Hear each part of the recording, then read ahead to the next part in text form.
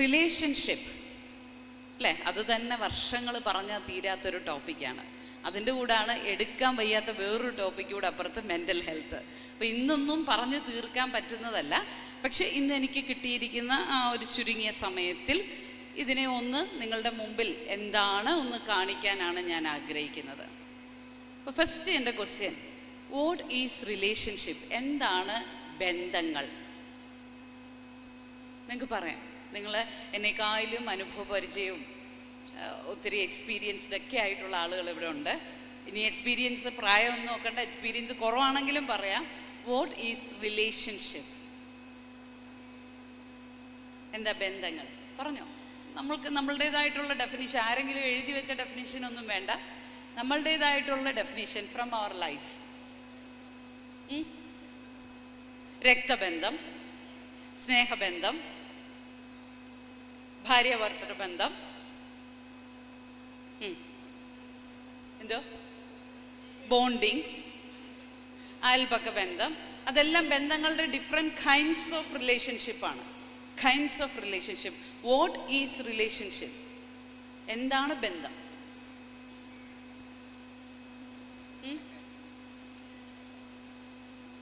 പറഞ്ഞോ.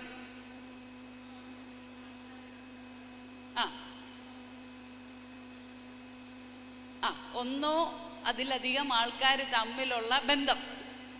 യെസ്, ഒന്നോ അതിലധികമോ ആളുകൾ തമ്മിലുള്ള ഒരു ബന്ധം. നമുക്കൊരു പറയാം, ഇങ്ങനെ പറയാൻ വേണമെങ്കിൽ അതിനെ, it's a connection between one or two, അല്ലെ മോർ ദാൻ ടു പേഴ്സൺസ്. ഒരു കണക്ഷനാണ് അല്ലേ, ഒരു കണക്ഷൻ, കൂടിച്ചേരൽ. ഇനി നമ്മൾ ഒരുമിച്ച് കൂടിച്ചേരണമെന്നുണ്ടോ? ചിലപ്പോൾ നമ്മളുടെ സിസ്റ്ററിനെ അല്ലെങ്കിൽ കസിനെ കണ്ടിട്ട് വർഷങ്ങളായി കാണും, പക്ഷെ ഇപ്പോഴും നമുക്ക് ആ ബന്ധം ഇല്ലേ? അപ്പം ബന്ധം, റിലേഷൻഷിപ്പ് എന്ന് പറയുന്നത് ഇറ്റ്സ് എ കണക്ഷൻ. പക്ഷേ പ്രോബ്ലം എന്താന്ന് ചോദിച്ചു കഴിഞ്ഞാൽ, ഇനി റിലേഷൻഷിപ്പ് ഡൈനാമിക്സ് എന്താണ്? Changing. Dynamics means it's changing. Relationship changing. ശരിക്കും പറഞ്ഞാൽ, നമുക്ക് നാടൻ ഭാഷ പറഞ്ഞാൽ, നമ്മളുടെ ഇടപാടുകൾ, അതാണ് നമുക്ക് നല്ലൊരു തലക്കെട്ട് കൊടുക്കാൻ പറ്റുന്നത്. ഇടപാടുകൾ. ഓക്കെ, അപ്പോൾ ആ ഒരു ഭാഗം നമുക്ക് അത്രയും ഒരു ഡെഫിനിഷൻ കൊടുത്ത് അവിടെ നിർത്താം. Then relationship dynamics and mental health. എന്താണ് മെൻ്റൽ ഹെൽത്ത്? ആർക്കെങ്കിലും അറിയോ? മാനസികാരോഗ്യം. അതിൻ്റെ മലയാളം അതാണ്, മാനസികാരോഗ്യം. ഇവിടെ ഇരിക്കുന്ന എത്ര പേർക്ക് മനസ്സുണ്ട്? Please raise your hands. Thank God. സാധാരണ ഞാനിത് ചോദിക്കുമ്പം ഒരാളിങ്ങനെ പൊക്കും, അപ്പുറത്തിരിക്കുന്ന ആൾ, നിങ്ങൾ ലീഡേഴ്സ് ആയതുകൊണ്ടാണ് കുറച്ച് ഫാസ്റ്റായിട്ട് വന്നത്, അപ്പുറത്തിരിക്കുന്ന ആൾ കൈ പൊക്കണോ വേണ്ടയോ എന്ന് ആലോചിക്കും. കാരണം നമുക്ക് പേടിയാണ്, പേടിയാണ്. കാരണം ഈ മനസ്സുണ്ടെന്ന് പറഞ്ഞു കഴിഞ്ഞാൽ ഇനി എന്തെങ്കിലും മനസ്സിന് പ്രശ്നമാണെന്ന് പറയുമോ? രണ്ടാമത്തെ ഒരു കാര്യം എന്താന്ന് ചോദിച്ചു കഴിഞ്ഞാൽ, ഈ മനസ്സെവിടെയാ? മനസ്സെവിടാ? കിഡ്നി എവിടാ? ഏകദേശ ഭാഗം നമുക്കറിയാം. തലച്ചോറ് എവിടാ? ബ്രെയിൻ എവിടാ? അറിയാം. ഹാർട്ട് എവിടാ? അറിയാം. പക്ഷെ മനസ്സെവിടാ? അറിയില്ല. ഈ മനസ്സെന്ന് പറഞ്ഞാൽ എന്തുവാ? പറഞ്ഞോ.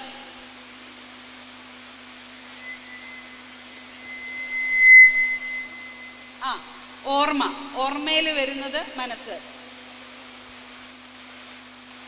മനസ്സ് തലയിലാണ്, ശരിയാണ്. ബ്രെയിനിൽ മനസ്സുണ്ട്. അപ്പൊ ആകെ മൊത്തത്തിൽ മനസ്സെന്താ? മനസ്സ് ഒരു മാന്ത്രിക കുതിര, പിടിച്ചാൽ കിട്ടത്തില്ല. ഇതൊക്കെ ഞങ്ങൾക്കറിയാം, പക്ഷെ എന്താണെന്നൊന്നും ചോദിക്കരുത്. ഏറ്റവും ലേറ്റസ്റ്റ് റിസർച്ച് അനുസരിച്ച് മനസ്സിനെ കുറിച്ച് പറയുന്നത് ഇങ്ങനെയാണ്: mind is in our every single cell. Mind is situated is in our every single cell. നമ്മളുടെ ഓരോ ചെറിയ കോശങ്ങളിലും മനസ്സുണ്ടെന്നാണ് പറയുന്നത്. ഓരോ ചെറിയ കോശങ്ങളിലും അവിടെ എല്ലാം നമ്മളുടെ മനസ്സിരിക്കുന്നു. മനസ്സിനെ നമുക്ക് ഇങ്ങനെ വേണമെങ്കിൽ പറയാം. മനസ്സിനെ പറയുന്നത് തോട്ട്സ് പ്ലസ് ഫീലിങ്സ്, നമ്മളുടെ ചിന്തകൾ പ്ലസ് നമ്മളുടെ feelings. Thoughts plus feelings. Thoughts, നിങ്ങളിവിടെ ഇരിക്കുക, ഇപ്പം കംഫർട്ടായിട്ട് ഇങ്ങനെ ഇരിക്കുന്നു. ഉറങ്ങേണ്ടിയവർക്ക് ഉറങ്ങാം, കേൾക്കേണ്ടിയവർക്ക് കേൾക്കാം, അല്ലേ? കംഫർട്ടായിട്ടിരിക്കുന്നു. പെട്ടെന്നൊരു ഫോൺ കോൾ വരുന്നു. ഓക്കെ, നമുക്ക് എടുക്കാൻ പറ്റിയില്ല, വീട്ടിൽ നിന്നുള്ള കോളാണ്. എവിടെ പോവും? എവിടെ ചെല്ലും? നമ്മൾ വീട്ടിലെ അടുക്കളയിൽ ചെല്ലും. ആ കൊച്ച് ആ മൂലയ്ക്കിരുന്ന കറി കണ്ടില്ല, മീൻകറി വെച്ച് മൂലയ്ക്കോട്ട് വെച്ചു, അത് കണ്ടില്ല, അല്ലേ? സോ തോട്ട്സ് അവിടെ നിൽക്കുന്നു. തോട്ട്സ് എവിടെ വേണമെങ്കിലും പോവാം. Next feelings. ഇവിടെ നമ്മൾ കംഫർട്ടായിട്ട് ഇരിക്കുമ്പോൾ ഒരു മെസ്സേജ് കിട്ടുന്നു. നമ്മുടെ ഇന്ന ആള് പെട്ടെന്നൊരു അസുഖമായി, ഇല്ലെങ്കിൽ ഒരു ആക്സിഡൻ്റ് ആയി. നമ്മുടെ ഫീലിങ്സ് എങ്ങനെ ആയിരിക്കും? ഇപ്പം തന്നെ മഴ ഇങ്ങനെ കനത്ത് പെയ്യുന്നോണ്ട് എൻ്റെ വോയിസ് ലിസൺ ചെയ്യണോ, മഴയെ ലിസൺ ചെയ്യണോ? നമ്മുടെ ഫീലിങ്സ് കുറച്ച് മാറിയില്ലേ? കംഫർട്ടായിട്ടിരുന്ന് കേൾക്കുന്ന ഫീലിംഗ് ഉണ്ടോ? ഓക്കെ, സോ ഈ തോട്ട്സ് പ്ലസ് ഫീലിങ്സ് ചേരുമ്പോഴാണ് എന്തുണ്ടാവുന്നത്? നമ്മുടെ മൈൻഡ് ഉണ്ടാവുന്നത്. മഴ നിൽക്കുമോ ഇല്ലയോ എന്നറിയത്തില്ല. എന്തായാലും ഞാൻ ക്ലാസ് തന്നേ പറ്റൂ, നിങ്ങൾ ക്ലാസ് കേട്ടേ പറ്റൂ. അപ്പോൾ അതുകൊണ്ട് നമുക്ക് കണ്ടിന്യൂ ചെയ്യാം. അറ്റ്ലീസ്റ്റ് കേൾക്കാൻ പറ്റുന്നുണ്ടല്ലോ, കേൾക്കാമല്ലോ, ഓഡിബിൾ ആണല്ലോ. Okay, fine. So Harvard university ആണ് ലോകത്തിലെ ഏറ്റവും ദൈർഘ്യമേറിയ റിസർച്ച് ചെയ്തത്. Harvard university. ഈ ഹാർവാർഡ് യൂണിവേഴ്സിറ്റി നടത്തിയ ആ റിസർച്ച് 80 വർഷം ഉണ്ടായിരുന്നു. എത്ര വർഷം? 80 വർഷം. അതായത് ഒരു കുഞ്ഞ് ജനിക്കുമ്പോൾ തൊട്ട് ആ കുഞ്ഞിന് 80 വയസ്സാകുന്നിടം വരെ ആ റിസർച്ച് പോയിക്കൊണ്ടിരുന്നു. എപ്പോൾ തൊട്ട്? ഒരു കുഞ്ഞ് ജനിച്ചപ്പോൾ തൊട്ട് 80 വയസ്സാകുന്നിടം വരെ. എന്തിനു വേണ്ടിയുള്ള റിസർച്ച് ആയിരുന്നു എന്ന് ചോദിച്ചാൽ, who is the most happiest person in the world? എന്തായിരുന്നു റിസർച്ചിൻ്റെ ടോപ്പിക്ക്? ആരാണ് ലോകത്തിലെ ഏറ്റവും സന്തോഷമുള്ള വ്യക്തികൾ? ആ റിസർച്ച് ഇങ്ങനെ പോയി ഈ ഒരു കൂട്ടം മനുഷ്യർക്ക് 80 വയസ്സായപ്പോൾ ആ റിസർച്ചിൻ്റെ ഫൈൻഡിങ്സ് വന്നു, അതിൻ്റെ ഔട്ട്കം വന്നു. ഫൈൻഡിങ്സ് എന്തായിരുന്നു? ഫൈൻഡിങ്സ് എന്ന് ചോദിച്ചാൽ ഇങ്ങനെയായിരുന്നു അതിൻ്റെ findings. Those who are having good relationships, they are the most happiest persons in the world. എന്തായിരുന്നു? Those who are having, ആരാണോ വളരെ നല്ല ബന്ധങ്ങളുള്ളത് അവരാണ് ലോകത്തിലെ ഏറ്റവും സന്തോഷമുള്ള മനുഷ്യർ. കഴിഞ്ഞ ദിവസം, ഇന്നലെ ഈ സമയത്ത് എൻ്റെ അടുത്ത് കൗൺസിലിങ്ങിനായി വന്ന കുട്ടി ഓൺലൈനിലാണ്. അവൾ വിദേശ രാജ്യത്ത് വെസ്റ്റേൺ വേൾഡിൽ അവിടെ PhD ചെയ്തുകൊണ്ടിരിക്കുകയാണ്. ഇപ്പം ഒരു വെസ്റ്റേൺ കൺട്രിയിൽ PhD ചെയ്യുവാണ്. അവൾ അവിടെ ചെന്നിട്ടിപ്പോൾ 9 മാസമായി. 3ാമതിപ്പോൾ ഒരു താമസ സ്ഥലത്താണ്. ഈ 2 താമസ സ്ഥലത്തും അവൾക്കങ്ങോട്ട് അക്കോമഡേറ്റ് ചെയ്യാൻ പറ്റുന്നില്ല. ആദ്യം താമസിച്ച സ്ഥലത്ത് മലയാളികൾ ആരും ഇല്ലായിരുന്നു, നോർത്ത് ഇന്ത്യൻസ് ആയിരുന്നു. അവരുമായിട്ട് ആദ്യം വലിയ പ്രശ്നമില്ലായിരുന്നു. കുറച്ച് മുന്നോട്ട് പോയപ്പോൾ ചെറിയ പ്രശ്നങ്ങളൊക്കെ ഉടലെടുക്കാൻ തുടങ്ങി. അപ്പോൾ അവിടെ നിന്ന് മാറി അടുത്ത സ്ഥലത്തോട്ട് ചെന്നു. അടുത്ത സ്ഥലത്ത് ചെന്നപ്പോൾ അവിടെ ഒരു മലയാളി കുട്ടിയെ കിട്ടി. മലയാളി കുട്ടിയെ കിട്ടി. കൊച്ചുമായിട്ട് ഭയങ്കര തിക്ക് ഫ്രണ്ട്ഷിപ്പായി. ഈ കൊച്ചെന്തോ പറഞ്ഞാലും നോ പറയത്തില്ല, നോ പറയാനൊന്നും അറിയത്തില്ല. എൻ്റെ അടുത്ത് കൗൺസിലിങ്ങിന് വന്ന കുട്ടി ഇവളെ ഇങ്ങനെ ഫ്രണ്ടായിട്ട് കിട്ടാൻ വേണ്ടി അവൾ പറയുന്നതെല്ലാം ചെയ്യും. അപ്പോൾ ഒരു ദിവസം അവൾ ചോദിച്ചു, ഞാൻ എൻ്റെ ബോയ് ഫ്രണ്ടിനെ ഇവിടെ കൊണ്ടുവന്നോട്ടെ. ഫ്രണ്ട്ഷിപ്പ് പോകല്ലല്ലോ എന്ന് വിചാരിച്ച് അവൾ എന്തോ പറഞ്ഞു, യെസ് കൊണ്ടുവന്നു എന്ന് പറഞ്ഞു. ആദ്യം ഒരാഴ്ച ഒരു പ്രാവശ്യം വന്നു, 2-3 ദിവസം താമസിച്ചു, അവൻ പോയി. പിന്നെ ഇത് കണ്ടിന്യൂസ് വരാൻ തുടങ്ങി. അപ്പോൾ ഇവക്ക് വല്ലാത്തൊരു ബുദ്ധിമുട്ട്.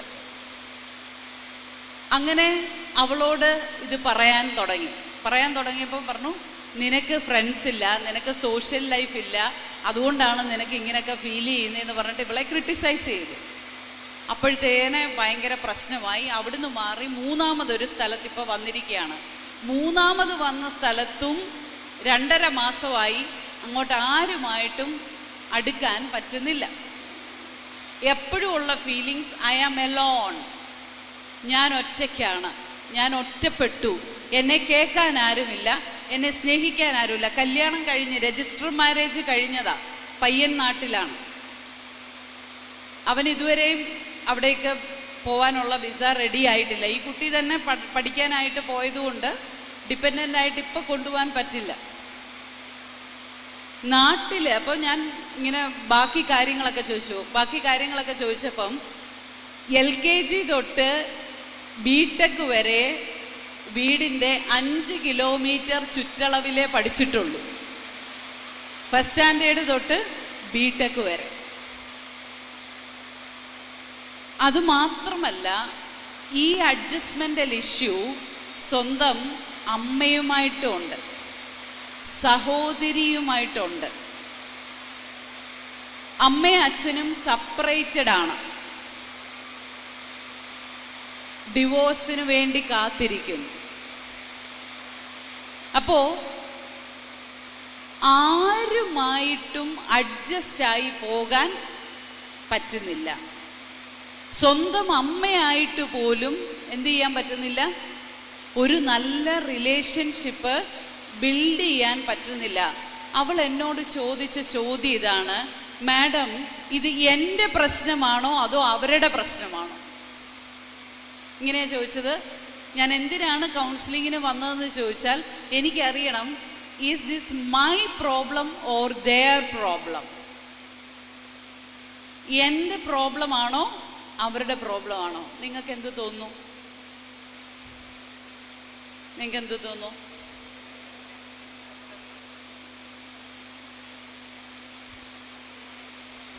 ഇല്ല. ഓക്കെ, നമ്മുടെ പ്രൊജക്ടർ ഇല്ല, അപ്പം നമുക്ക് ഇങ്ങനെ തന്നെ പോവാം. അപ്പോൾ പറഞ്ഞേ, ഇതെൻ്റെ പ്രോബ്ലം ആണോ അവരുടെ പ്രോബ്ലം ആണോ? എന്തായിരിക്കും നിങ്ങൾക്ക് തോന്നുന്നത്? ആ കുട്ടിയുടെ ചോദ്യത്തിന് നിങ്ങളുടെ ഉത്തരം എന്താ? ആരുടെ പ്രോബ്ലം? കുട്ടിയുടെ പ്രോബ്ലം ആണോ? അല്ല, അവരുടെ പ്രോബ്ലം. കുട്ടിയുടെ പ്രോബ്ലം ആണെന്ന് പറയുന്നവർ പ്ലീസ് റേസ് യുവർ ഹാൻഡ്സ്. ആ കുട്ടിയുടെ പ്രോബ്ലമാണ്. ഓക്കെ, ഇനി അവരുടെ പ്രോബ്ലം ആണെന്ന് പറയുന്നവരൊന്ന് കൈ ഉയർത്തിക്കേ. ഇത് രണ്ടിലും പെടാതെ ന്യൂട്രലായിട്ടിരിക്കുന്നവരുടെ എണ്ണമാണ് കൂടുതൽ. ഏതെങ്കിലും ഒരു കാറ്റഗറി കയറിക്കോ, ന്യൂട്രലായിട്ടിരിക്കേണ്ട. അവരുടെ പ്രോബ്ലം ആണെന്ന് പറയുന്നത് ഫാമിലിയുടെ പ്രോബ്ലം ഉണ്ട്. ഓക്കെ, പക്ഷേ നമുക്ക് എന്താന്ന് ഇഷ്ടമെന്നറിയാമോ? ഇത് ആരുടെയൊക്കെയോ പ്രോബ്ലം ആണെന്ന് പറയാനേ ഇഷ്ടം. ശരിക്കും ആ കുട്ടിക്ക് പ്രോബ്ലം ഉണ്ട്, പക്ഷേ അതിന് കോൺട്രിബ്യൂട്ട് ചെയ്യുന്ന ഒത്തിരി ഫാക്ടേഴ്സ് ഉണ്ട്. അതാണ് നമ്മൾ ഇന്ന് മനസ്സിലാക്കാൻ പോകുന്നത്. എന്തുകൊണ്ട് നമുക്ക് റിലേഷൻഷിപ്പ് ബ്രേക്കിംഗ് വേൾഡിൽ നമ്മൾ ജീവിക്കുന്നു? ഭാര്യ ഭർത്താവ് തമ്മിൽ നല്ല ബന്ധമില്ല, അമ്മയപ്പന്മാരും മക്കളും തമ്മിൽ നല്ല ബന്ധമില്ല. ഇനിയൊരു ഓഫീസ് അന്തരീക്ഷത്തിലാണെങ്കിൽ കളീഗ്സുമായിട്ട് നല്ല ബന്ധമില്ല. അധ്യാപക വിദ്യാർത്ഥി, ഇപ്പം ഹൈക്കോടതിയുടെ ഒരു പരാമർശം ഉണ്ടായിരുന്നു. എന്താണെന്നറിയാമോ? ഇപ്പോഴത്തെ ഏറ്റവും ക്രൈസിസ് നിറഞ്ഞ ജോബ് ഏതാന്ന് ചോദിച്ചാൽ ഏതാ? അധ്യാപക വൃത്തി. ഒരു കാലഘട്ടത്തിൽ സ്ത്രീകൾക്ക് പോലും വളരെ സേഫായിട്ട് എടുക്കാൻ പറ്റുന്ന ഒരു ജോബ് എന്നുള്ള നിലയിൽ നമ്മുടെ നാട്ടിൽ ഉണ്ടായിരുന്ന അധ്യാപക വൃത്തി ഇന്ന് ഏറ്റവും ക്രൈസിസ് ഉള്ള ജോബായിട്ട് മാറിയിരിക്കുന്നു. വൈ? ഞാൻ ഒരു കോളേജിൽ ക്ലാസ് എടുക്കാൻ പോയപ്പം കണ്ട കാഴ്ചയാണ്. ക്ലാസ് 3:30 കഴിഞ്ഞു. 3:30 കഴിഞ്ഞപ്പം പ്രിൻസിപ്പൾ തന്നെ താഴെ ഇറങ്ങി വന്ന്, പ്രിൻസിപ്പൾ ഒരു ലേഡിയാണ്, പുള്ളിക്കാരത്തി തന്നെ താഴെ ഇറങ്ങി വന്ന് പിള്ളേരെ എല്ലാം ക്യാമ്പസിൽ നിന്ന് വെളിയിലാക്കുക. ഞാൻ ചോദിച്ചു, എന്താ മാഡം, എന്തിനാണ്? അല്ല, ഇതിൻ്റെ വെളി വല്ലതും ചെയ്താൽ എൻ്റെ തലേ വരത്തില്ലല്ലോ. എന്താ ഇതിൻ്റെ വെളിയിൽ ചെയ്താൽ എൻ്റെ തലയ്ക്കകത്ത് വരത്തില്ലല്ലോ. കാരണം എപ്പോൾ എന്താ ആര് എവിടെ എങ്ങനെ ചെയ്യുമെന്ന് നമുക്കിന്ന് പ്രെഡിക്റ്റ് ചെയ്യാൻ പറ്റില്ല. അൺപ്രെഡിക്റ്റബിൾ ആയിട്ടുള്ള റിലേഷൻഷിപ്പുകളുള്ള ഒരു ലോകത്താണ് നമ്മൾ ജീവിക്കുന്നത്. It's dynamic, it's changing every time. വല്ലാത്ത ഒരു മാറ്റമാണ് ഇപ്പോൾ വന്നത്. ആണോ? ഒരു വീട്ടിൽ അമ്മയും 2 മക്കളുമായിട്ട് കഴിഞ്ഞിരുന്ന പാവം പിടിച്ച പയ്യൻ, അവനെപ്പോലെ നല്ല പയ്യൻ, അവനെക്കുറിച്ച് നാട്ടുകാർക്കൊന്നും പറയാനില്ല. പക്ഷെ 5 പേരുടെ ജീവനെടുത്തു. 5 പേരുടെ ജീവനെടുത്ത് ഇപ്പോൾ ആത്മഹത്യ ചെയ്ത് വെന്റിലേറ്ററിലാണ്. അഫാനെ കുറിച്ചാണ് ഞാൻ പറയുന്നത്, വെഞ്ഞാറമൂടിലെ അഫാൻ. ഞാൻ കഴിഞ്ഞ ദിവസം വിയൂർ സെൻട്രൽ ജയിലിലായിരുന്നു, അതീവ സുരക്ഷാ ജയിലിൽ. അവിടുത്തെ തടവുകാർക്കുള്ള മെൻ്റൽ ഹെൽത്ത് കോഴ്സ് കൊടുക്കുന്നതിൻ്റെ ഭാഗമായിട്ട് പോയതാ. അപ്പോൾ ഇനി ചിലപ്പോൾ ആ ജയിലിലോട്ടായിരിക്കും ആൾ വരുന്നത്, അതീവ സുരക്ഷാ ജയിലിലോട്ട്. കാരണം എന്താണെന്ന് ചോദിച്ചു കഴിഞ്ഞാൽ നമുക്ക് ബന്ധങ്ങളൊന്നും ഇന്ന് എന്ത് ചെയ്യാൻ പറ്റത്തില്ല, പ്രെഡിക്റ്റ് ചെയ്യാനായിട്ട് പറ്റുന്നു. പ്രത്യേകിച്ച് ആഫ്റ്റർ കോവിഡിന് ശേഷം നമുക്ക് എന്താ പറ്റിയത് എന്ന് പറഞ്ഞേ. എന്ത് പറ്റി കോവിഡിന് ശേഷം? കോവിഡിന് ശേഷം നമ്മൾ കണ്ണിൽ നോക്കാറില്ല, സ്ക്രീനിൽ മാത്രമേ നോക്കാറുള്ളൂ. എന്താ പ്രശ്നം? കണ്ണി നോക്കാൻ അറിയത്തില്ല, സ്ക്രീനിൽ. പണ്ട് കോവിഡിന് മുമ്പ് ഒരാഴ്ച പള്ളി പോയില്ലെങ്കിൽ അല്ലെ 2 ആഴ്ചയായി പോയ കർത്താവെ പള്ളി പോയിട്ട് 2 ആഴ്ചയായല്ലോ. ഇപ്പം നമുക്ക് പിടികിട്ടി 2 ആഴ്ചയല്ല 2 വർഷം പോയില്ലേലും. പിന്നെ യൂട്യൂബിൽ നിറച്ചും കുർബാനയാണ് അല്ലേ? സമയത്തിന് സൗകര്യത്തിനും അനുസരിച്ച് അതൊരെണ്ണം ഓൺ ചെയ്ത് വെച്ചാൽ മതി. കോവിഡിന് ശേഷം WHO വേൾഡ് ഹെൽത്ത് ഓർഗനൈസേഷൻ്റെ കണക്കിങ്ങനെയാണ്, 4-ൽ ഒരാൾക്ക് ഇന്ന് സൈക്കോളജിക്കൽ ഇഷ്യൂസ് ഉണ്ട്. പണ്ടത് എത്രയിലായിരുന്നു? 100-ലോ 1000-ലോ ഒരാൾക്കായിരുന്നു. ഇന്ന് എത്രയാ? 4-ൽ ഒരാൾക്ക് സൈക്കോളജിക്കൽ സപ്പോർട്ട് വേണം, അല്ലെങ്കിൽ സൈക്കാട്രിക് സപ്പോർട്ട് വേണം. കാരണം എന്താണെന്ന് ചോദിച്ചാൽ നമുക്ക് സ്ട്രെസ് തരുന്ന stress hormone is increasing day by day. നമുക്ക് സ്ട്രെസ് തരുന്ന ഹോർമോൺ ഇങ്ങനെ പെരുകിക്കൊണ്ടിരിക്കുകയാണ് ഓരോ ദിവസവും. ഇവിടെ ഇരിക്കുന്നതിൽ ടെൻഷൻ ഇല്ലാത്ത ആരെങ്കിലും ഉണ്ടെങ്കിൽ പ്ലീസ് റേസ് യുവർ ഹാൻഡ്സ്. എനിക്ക് യാതൊരു തരത്തിലുള്ള ടെൻഷനും ഇല്ല. I am so happy in my life. 2, ഇനി ചിന്തിച്ചാരും കൈപൊക്കണ്ട. എന്താ, നമുക്ക് ഭൗതിക സൗകര്യങ്ങൾക്ക് എന്തെങ്കിലും കുഴപ്പമുണ്ടോ? ഇല്ല. നമുക്ക് ദൈനംദിനം പണ്ടത്തെ സാഹചര്യത്തെക്കാളും നല്ല സാഹചര്യങ്ങളാണോ ഇപ്പം? ആണ്. പക്ഷെ എന്താ നമ്മുടെ ടെൻഷൻ കൂടി വരുന്നത്?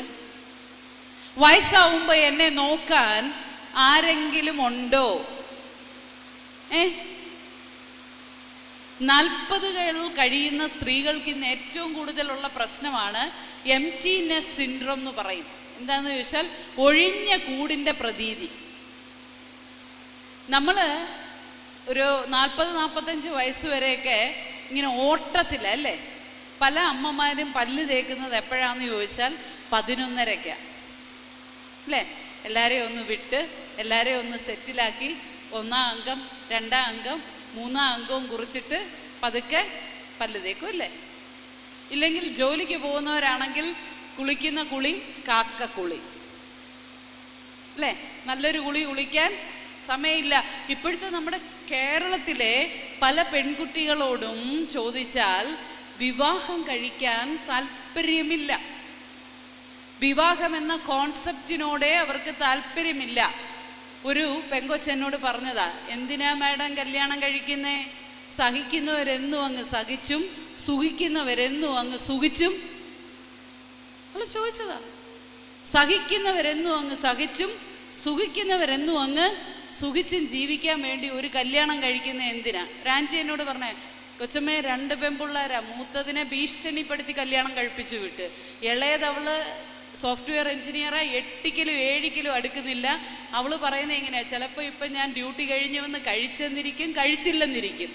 ഞാൻ ചിലപ്പോൾ സ്വിഗ്ഗിയിൽ ഓർഡർ ചെയ്തെന്നിരിക്കും, നൂഡിൽസ് ഉണ്ടാക്കിയെന്നിരിക്കും. നീ ഒരുത്തൻ വന്നിട്ട് വേണം അവനൂടെ ഞാൻ വെച്ചു കൊടുക്കാൻ. നമ്മളുടെ റിലേഷൻഷിപ്പുകളെയൊക്കെ അളക്കുന്ന അളവുകോൽ ഇന്നിങ്ങനെയൊക്കെ ആയി മാറിപ്പോയി. കാരണം അവരെ നമ്മൾ ജൻസിയെ മുഴുവനും കുറ്റം പറഞ്ഞിട്ടൊന്നും കാര്യമില്ല. ആ കുട്ടി പറഞ്ഞതിനകത്ത് ചില യാഥാർത്ഥ്യങ്ങൾ ഉണ്ട്. ആ യാഥാർത്ഥ്യങ്ങൾ എന്താണെന്ന് മനസ്സിലാക്കാനും അതിനെങ്ങനെ പരിഹാരം കൊണ്ടുവരാം എന്നാണ് നമ്മൾ ഇന്ന് ചിന്തിക്കേണ്ടത്. കാരണം ആസ് എ ലീഡേഴ്സ് നിങ്ങൾക്ക് ഇടവകളിലെ അല്ലെങ്കിൽ നിങ്ങളുടെ ചുറ്റുപാടുകളിലെ ഒരുപാട് പ്രശ്നങ്ങളെ കേൾക്കേണ്ടി വരും. ആ പ്രശ്നങ്ങൾക്ക് നമുക്കെല്ലാം പരിഹാരം കൊടുക്കാൻ പറ്റിയില്ലെങ്കിലും അറ്റ്ലീസ്റ്റ് ആശ്വാസം കൊടുക്കാനെങ്കിലും പറ്റണം. പക്ഷെ മറ്റുള്ളവർക്ക് ആശ്വാസം കൊടുക്കണമെങ്കിൽ ആദ്യ ആശ്വാസം എവിടെ വേണം? അല്ലേ? ഇവിടെ ആശ്വാസം ഇല്ലെങ്കിൽ ആദ്യത്തെ 2 ദിവസം നമുക്ക് കേൾക്കാൻ പറ്റും, 2 ദിവസം പറയാൻ പറ്റും, 3-ാമത്തെ ദിവസം തൊട്ട് അവരെ കാണുമ്പോൾ നമ്മൾ ഓടും. കാരണം എന്താ? ഈ നെഗറ്റിവിറ്റി മുഴുവനും നമുക്ക് അങ്ങോട്ട് കേൾക്കാൻ വയ്യ, അല്ലെങ്കിൽ നമ്മളുടെ ആയുധം തീർന്നു.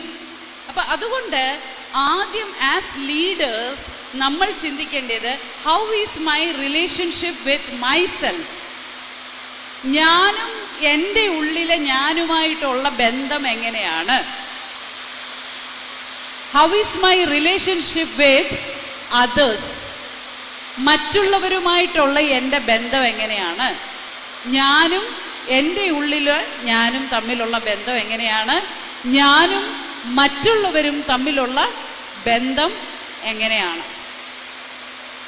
ആദ്യം ഞാനും തമ്മിലുള്ള ബന്ധത്തെ ഒന്ന് എടുക്കാം. അത് കഴിഞ്ഞിട്ടല്ലേ നമുക്ക് മറ്റുള്ളവരുടെ അടുത്തോട്ട് പോകേണ്ടത്. ചിലർ എന്നോട് വന്ന് പറയാറുണ്ട്, അയ്യോ അന്ന് ആ ഡിഗ്രിക്ക് ആ പേപ്പർ അങ്ങ് എഴുതിയെടുത്താൽ മതിയായിരുന്നു, ഇതുവരെ ഞാൻ അതിനെക്കുറിച്ച് ചിന്തിച്ചില്ല. പലപ്പോഴും നമ്മൾ പുറമേ ഉള്ള പലതും ക്ഷമിച്ചും സഹിച്ചുമൊക്കെ കൊടുക്കും. പക്ഷെ നമ്മളോട് ക്ഷമിക്കാൻ, നമ്മളെ ഒന്ന് അക്സെപ്റ്റ് ചെയ്യാൻ വയ്യ. ഇവിടെ ഇരിക്കുന്ന എത്ര പേർക്ക് പറയാൻ പറ്റും, ഞാൻ എന്നെ അക്സെപ്റ്റ് ചെയ്യുന്നു? ഞാനൊരു ക്വസ്റ്റ്യൻ ചോദിക്കാം, അപ്പം നിങ്ങൾക്ക് മനസ്സിലാവും. എത്ര പേർക്ക് നിങ്ങളുടെ 5 ക്വാളിറ്റി ഒന്ന് എഴുന്നേറ്റ് നിന്ന് പെട്ടെന്ന് പറയാൻ പറ്റും? 5 quality. Please stand up and say your 5 qualities. പെട്ടെന്ന് വേണം.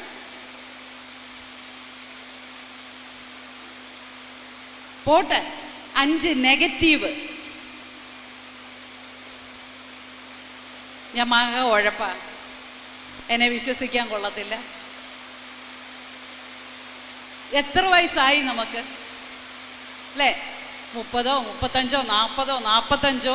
ഇതുവരെ ഞാൻ എന്നെ നോക്കിയിട്ടില്ല, ഞാൻ ആരാന്ന് മനസ്സിലാക്കിയിട്ടില്ല.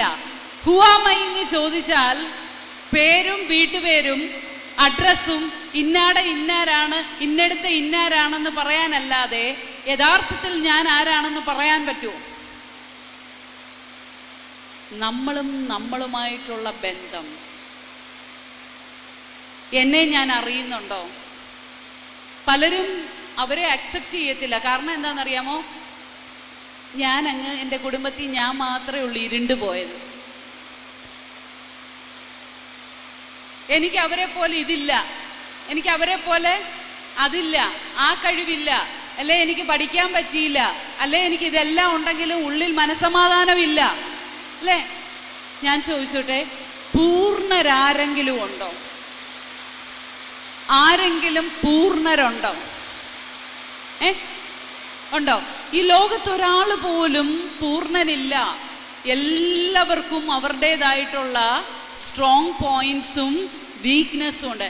ആസ് എ ലീഡർ നമ്മൾ റിലേഷൻഷിപ്പ് മെയിൻറ്റെയിൻ ചെയ്യണമെന്നുണ്ടെങ്കിൽ ആദ്യം നമ്മൾ മനസ്സിലാക്കേണ്ടുന്ന, നമ്മൾ അക്സെപ്റ്റ് ചെയ്യേണ്ടുന്ന ഒരു കോൺസെപ്റ്റാണ് nobody in this world is not perfect. ഈ ഒരു സാധനം നമ്മുടെ ഉള്ളിലോട്ട് പോയി കഴിഞ്ഞാൽ നമുക്ക് പിന്നെ എല്ലാരെയും അക്കോമഡേറ്റ് ചെയ്യാൻ പറ്റും, എന്തിനേയും അക്കോമഡേറ്റ് ചെയ്യാൻ പറ്റും, എന്ത് സാഹചര്യങ്ങളെ നമുക്ക് കൈകാര്യം ചെയ്യാൻ പറ്റും. പലപ്പോഴും നമ്മളുടെ പ്രശ്നം എന്താണെന്നറിയാമോ? നമ്മളിൽ പലരും പെർഫെക്ഷനിസ്റ്റുകളാണ്. കാര്യം അതുകൊണ്ടാണ്, അമ്മ ചെയ്താലേ അയ്യോ ഞാൻ എടുത്തു വെച്ചില്ലെങ്കിൽ അത് ശരിയാകത്തില്ല. 65 വയസ്സായാലും 70 വയസ്സായാലും അതുകൊണ്ട് അടുക്കളയുടെ താക്കോല് കൊടുക്കാൻ പേടിയാ. ഞാൻ ചെയ്താൽ ശരിയാകൂ, ഞാൻ ഏറ്റവും നല്ല പോലെ ചെയ്യുമെന്നാണ് നമ്മുടെ വിചാരം. So there is no perfect relationship, there is no perfect home, there is no perfect job, there is no perfect partner, there is no perfect church. പള്ളിയില്ല, അല്ലേ? അങ്ങനെ ഒരു പെർഫെക്റ്റ് പള്ളിയുണ്ടോ? ആദിമസഭകളിൽ തന്നെ നമ്മൾ വായിക്കുമ്പം കാണാൻ സാധിക്കും, അടിയും വഴക്കും പ്രശ്നങ്ങളും ഗ്രൂപ്പിസവും സബ് ഗ്രൂപ്പിസവും എല്ലാം ഉണ്ടായിരുന്നു, അല്ലേ? എല്ലാം ഉണ്ടായിരുന്നു. there is no perfect church, there is no perfect സമാജം, അല്ലേ? ഞാനെങ്ങും പ്രാർത്ഥനാ ഗ്രൂപ്പിൽ പോകുന്നില്ല, പോവും വടയും ചായയും തിന്നും, പിന്നിരുന്ന് കുശൂശുപ്പ, അല്ലേ? there is no perfect Samajam, there is no perfect prayer group, there is no perfect kids. കുട്ടികളില്ല. നമ്മൾ ചിലപ്പോൾ പറയും, ഏത് നേരത്താണോ ഇതെൻ്റെ വയറ്റിൽ വന്ന് കല്യാണം കഴിഞ്ഞ് 28ാമത്തെ വെഡിങ് ആനിവേഴ്സറിക്കും പറയും, എത്രയോ നല്ല ആലോചന, അല്ലേ? വന്നതാ അവസാനം അവിടെ ആ ബിസിനസ് ചെയ്യുന്ന പുള്ളിയുടെ ആലോചന വന്നയാ. അപ്പൻ അന്നേരം അത്രയും സ്ത്രീധനം കൊടുക്കാൻ ഇല്ല, കുറച്ചുകൂടെ കൊടുത്തായിരുന്നെങ്കിൽ. ഇങ്ങനെ നമ്മുടെ ഉള്ളിൽ ഫ്രസ്ട്രേഷൻസ് നിറച്ചു വെച്ചിരിക്കുകയാണ്. നമ്മൾ ഫ്രസ്ട്രേഷൻസിൻ്റെ കൂമ്പാരം കൊണ്ട് നടന്നാൽ you will never ever become A good human being. ഒരു നല്ല മനുഷ്യനാവാൻ പോലും പറ്റില്ല, പിന്നെ എങ്ങനെയാ ഒരു നല്ല ലീഡർ ആകുന്നത്? So accept yourself with all the weakness. നമ്മളുടെ എല്ലാ കുറവുകളോടും എല്ലാ പരിമിതികളോടും കൂടി എന്ത് ചെയ്യണം? അംഗീകരിക്കണം. ഇനി കുറവും പരിമിതിയും മാത്രമാണെന്ന് വിചാരിച്ച് തലയെ മുണ്ടിട്ടുകൊണ്ട് മൂലയ്ക്ക് പോയി ഇരിക്കാൻ വേണ്ടിയല്ല ഞാൻ ഈ പറയുന്നത്. നമുക്ക് എന്തറിയത്തില്ല എന്നറിഞ്ഞാൽ മാത്രമേ നമുക്ക് ജീവിതത്തിൽ പല മാറ്റങ്ങളും വരുത്താനായിട്ട് സാധിക്കത്തുള്ളൂ. ഇന്ന് പലപ്പോഴും നമ്മുടെ പ്രശ്നം നമുക്ക് എന്തറിയത്തില്ല എന്ന് അറിയില്ല. എനിക്ക് എന്തറിയത്തില്ല, എനിക്ക് എന്ത് വീക്ക്നെസ് ഉണ്ട്, എന്ത് പ്രശ്നമുണ്ട് എന്നുള്ളത് നമ്മൾ അറിയണം. ചിലരുടെ അമ്മമാരുടെ ഒരു ചിന്തയാണ്, സ്ത്രീകളുടെ ഒരു ചിന്തയാണ്, വീടിനകത്ത് I am the perfect being, അല്ലേ? ഞാനാണ്, എനിക്കാണ് എല്ലാം അറിയാവുന്നത്. അപ്പോഴാണ് പിള്ളേർ ഇച്ചിരി വളർന്നു വരുമ്പോൾ പിള്ളേർ പറയും, അമ്മയ്ക്കൊന്നും അറിയത്തില്ല, അമ്മയ്ക്ക് ഒന്നും അറിയത്തില്ല. അപ്പോൾ നമ്മൾ ഈ പെർഫെക്ഷൻ പിടിക്കാൻ നിൽക്കേണ്ട. നമ്മളെ first of all accept your self with all your weakness and positives. Weakness മനസ്സിലാക്കണം, ആ വീക്ക്നെസ്സിനെ അക്സെപ്റ്റ് ചെയ്യണം. ചിലരുണ്ട് എന്തൊക്കെ ചെയ്താലും വീക്ക്നെസ്സിനെ അക്സെപ്റ്റ് ചെയ്യത്തില്ല. നല്ല പോലെ പോവും, സ്കൂളിൽ നല്ലപോലെ പഠിപ്പിക്കും, നല്ല ടീച്ചറാണ്, പക്ഷെ ഒരു ചമ്മന്തി അരയ്ക്കാൻ അറിയത്തില്ല. വീട്ടിലുള്ളവർ പറയും, ഈ ചമ്മന്തി അരയ്ക്കുമ്പോൾ ഇച്ചിരി ഉപ്പും പുളിയൊക്കെ വെച്ചൂടെ? ഈ പ്രൊപ്പോർഷൻ ശരിയാവത്തില്ല. അപ്പോഴത്തേനെ നമ്മൾ അങ്ങോട്ട് വഴക്ക് പിടിക്കാൻ തുടങ്ങും. എന്തെല്ലാം വഴിയുണ്ട് നല്ലപോലെ ചമ്മന്തി അരയ്ക്കാൻ പഠിക്കാൻ. ഞാൻ BA BEd അല്ലെ MA BEd MSc BEd എടുത്ത ആളാ, MSc MEd എടുത്ത ആളാന്നും പറഞ്ഞ് ചമ്മന്തി അരയ്ക്കാൻ പഠിക്കാതിരുന്നാൽ വീട്ടിലെ വഴക്ക് തീരുവോ? തീരത്തില്ല. Accept your weakness. ഞാൻ MSc MEd കാരി, അതുകൊണ്ട് ഞാൻ അരയ്ക്കുന്ന ചമ്മന്തി എപ്പോഴും നല്ലതാന്ന് പറഞ്ഞാൽ ശരിയാവുമോ? MSc MEd ഒക്കെ നിന്റെ വീട്ടിൽ അങ്ങ് സ്കൂളിൽ വെച്ചിരുന്നാൽ മതി. ഇവിടെ വരുമ്പോൾ എന്തോ വേണം? ചമ്മന്തി ശരിയാവണം, എന്നാലേ ഒരു പറ്റ് വായി വെച്ച് കഴിക്കാൻ പറ്റൂ. Accept your weakness. നമുക്ക് അങ്ങനെ ഒരു അക്സെപ്റ്റൻസ് ഉണ്ടെങ്കിൽ മാത്രമേ ഇതിനെ എന്ത് ചെയ്യാൻ പറ്റൂ? ഡെവലപ്പ് ചെയ്യാൻ പറ്റൂ. പലപ്പോഴും നമ്മൾ ഇതങ്ങ് കണ്ണടച്ച് വിടും. അല്ലെങ്കിൽ ചിലരുടെ ഒരു രീതിയെ ഇങ്ങോട്ട് എറിയുന്നതിന് മുമ്പ് അങ്ങോട്ട് ഒരെണ്ണം എറിഞ്ഞങ്ങ് ഇടും, അല്ലേ? ഇങ്ങോട്ട് പറയരുത്. അങ്ങനെ വരുമ്പോൾ മനസ്സിലാവും, മോൻ കാണുമ്പോൾ മനസ്സിലാവും. അതിനു മുമ്പ് ഇന്നലത്തെ സംഭവം നമ്മളെടുത്ത് അങ്ങോട്ടങ്ങ് മറിക്കും. നമ്മുടെ കയ്യിൽ പല ടാറ്റിക്സുകളുണ്ട്, അല്ലേ? പിള്ളേരെ ആണെങ്കിൽ പിന്നെ മിണ്ടാൻ, നമ്മുടെ നാട്ടിൽ മിണ്ടാൻ സമ്മതിക്കത്തില്ല. അത് വേറൊരു കാര്യം. ഇപ്പോഴത്തെ പിള്ളേർ കേൾക്കത്തില്ല. Okay, so accept your weakness and try to change that. നമുക്ക് ക്രിറ്റിസിസം കിട്ടുമ്പോൾ സ്ത്രീകൾക്കൊരു പ്രശ്നമുണ്ട്. എന്തെങ്കിലും ഒരു ക്രിറ്റിസിസം പറയുമ്പം നമുക്കത് റിജക്ഷനായിട്ടാണ് ഫീൽ ചെയ്യുന്നത്. എന്നെ ഇഷ്ടമല്ലാത്തതുകൊണ്ടാണ് പറയുന്നത്, അല്ലേ? നമുക്ക് എന്തെങ്കിലും ഒരു സജഷൻ തരുമ്പം എന്നെ ഇഷ്ടമല്ലാത്തതുകൊണ്ടാണ് അങ്ങനെ പറയുന്നത്. ഹെൽത്തി ക്രിറ്റിസിസത്തിനെ ആക്സെപ്റ്റ് ചെയ്യാൻ പറ്റണം. എന്ത് വേണം? ഹെൽത്തി ക്രിറ്റിസിസത്തെ അക്സെപ്റ്റ്. അപ്പോൾ മാത്രമേ നമ്മൾ നല്ലൊരു ലീഡറാവും, നല്ല റിലേഷൻഷിപ്പ് നമുക്ക് കൊണ്ടുവരാൻ പറ്റൂ. അപ്പം അക്സെപ്റ്റ് യുവർ സെൽഫ്. നമ്മൾ നമ്മളെ അംഗീകരിക്കണം. അംഗീകരിക്കാതെ നല്ല റിലേഷൻഷിപ്പ് ഉണ്ടാക്കാൻ വേറെ ഷോർട്ട് കട്ട് ഒന്നും ഇല്ല.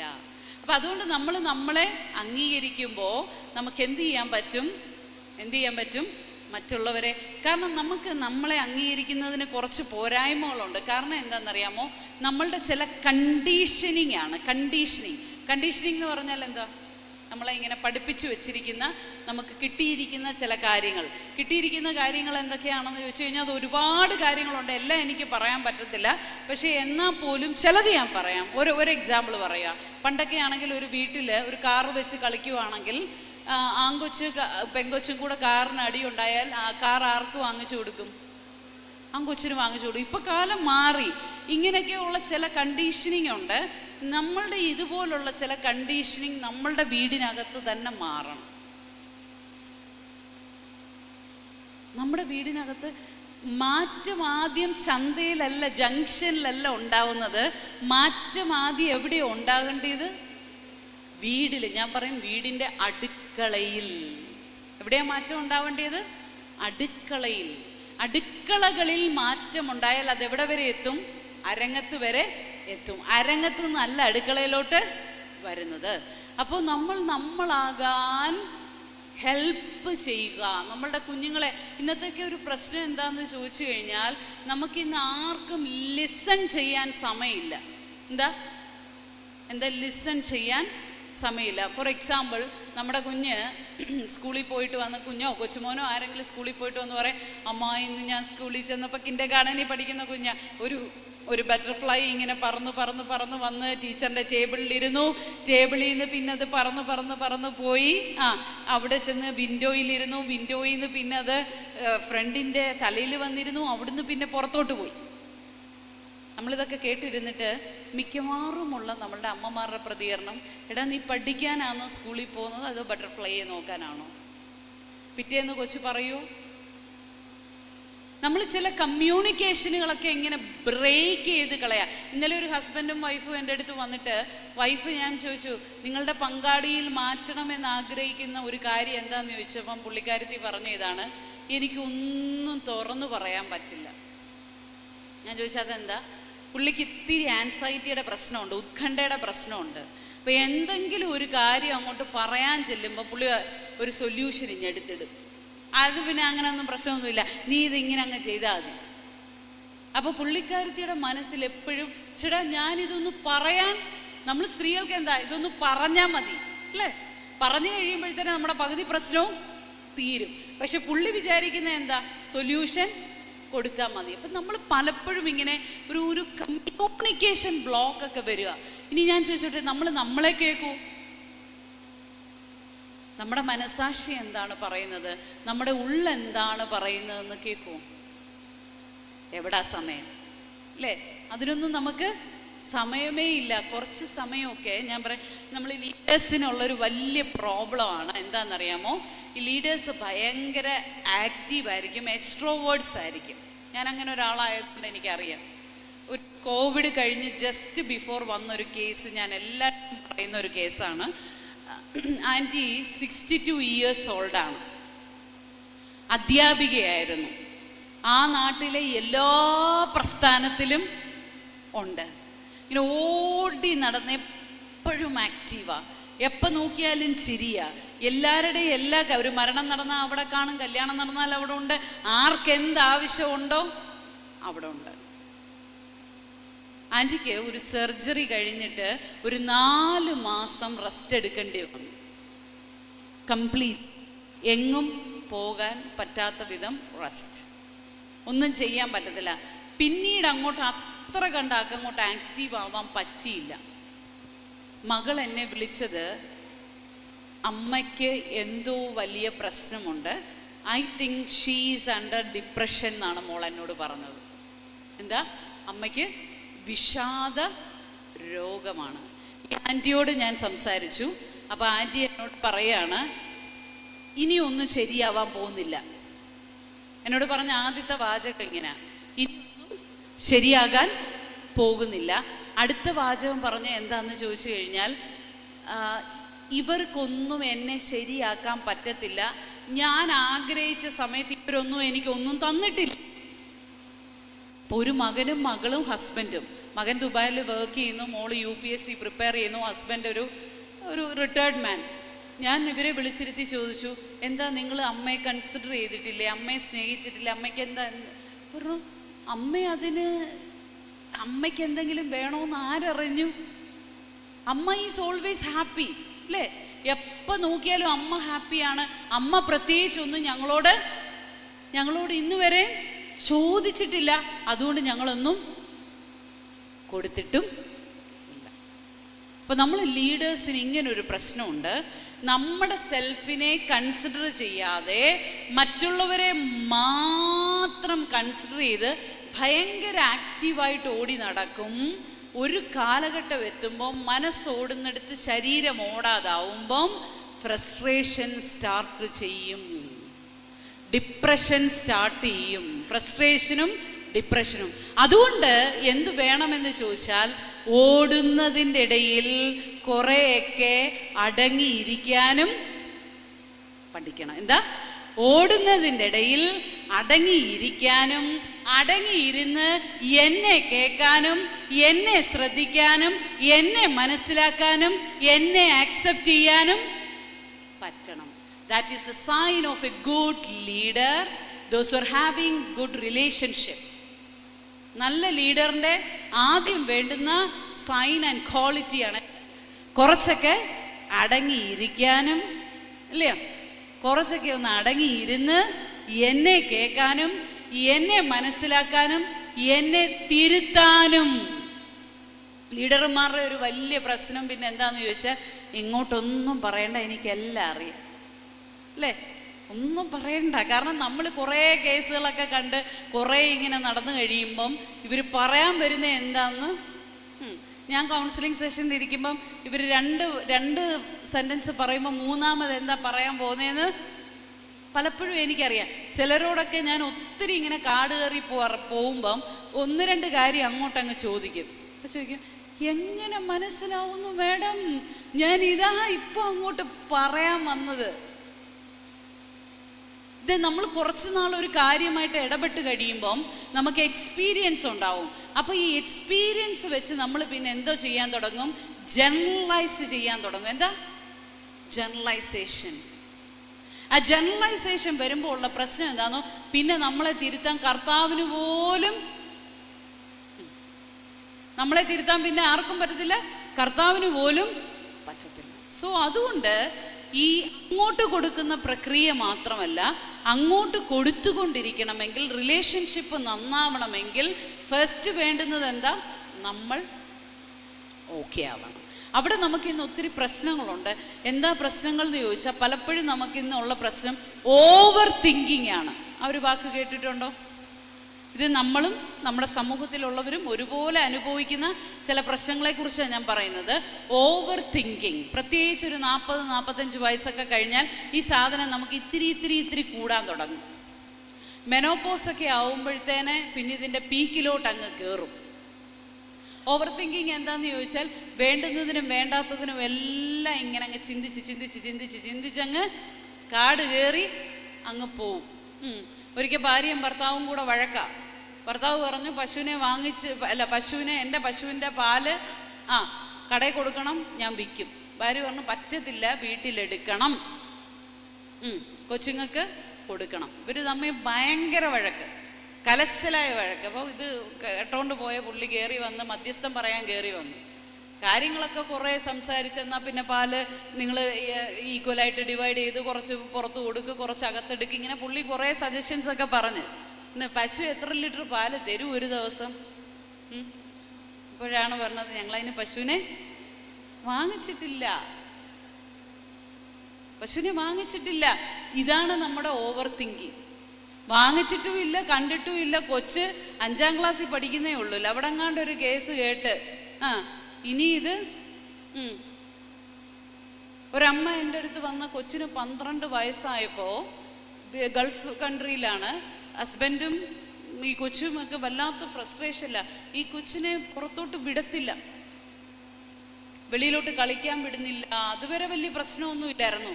സ്കേർട്ട് ഇടാൻ സമ്മതിക്കുന്നില്ല. മൊത്തത്തിൽ അമ്മ ഭയങ്കര റെസ്ട്രിക്ഷനും, അമ്മയ്ക്ക് വല്ലാത്ത ആൻസൈറ്റി. ഹസ്ബൻഡിന് മനസ്സിലായി ഇത് അത്ര സാധാരണമായിട്ടുള്ള ഒന്നല്ലെന്ന്. വന്നപ്പോഴാണ് മനസ്സിലാവുന്നത്, ഈ 12ാമത്തെ വയസ്സിൽ അമ്മയ്ക്കൊരു അബ്യൂസ് ഉണ്ടായിട്ടുണ്ട്, ഒരു ഫിസിക്കൽ അബ്യൂസ് ഉണ്ടായിട്ടുണ്ട്. അതിങ്ങനെ ഉള്ളിൽ കിടക്കുക. തൻ്റെ മകള് ആ പ്രായം എത്തിയപ്പോൾ അതുപോലെ എന്തെങ്കിലുമൊക്കെ സംഭവിക്കുമോ എന്നുള്ള ഭയം.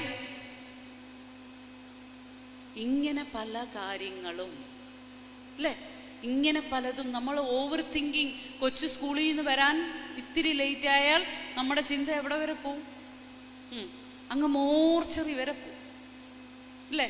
അല്ലെങ്കിൽ ഇത്തിരി ഒന്ന് മാറി ചിന്തിക്കാൻ, ബസ്സിൻ്റെ ടയർ പഞ്ചറായിരിക്കും, അല്ലെങ്കിൽ പുതിയ ഡ്രൈവർക്ക് റൂട്ട് മാറിയതായിരിക്കും.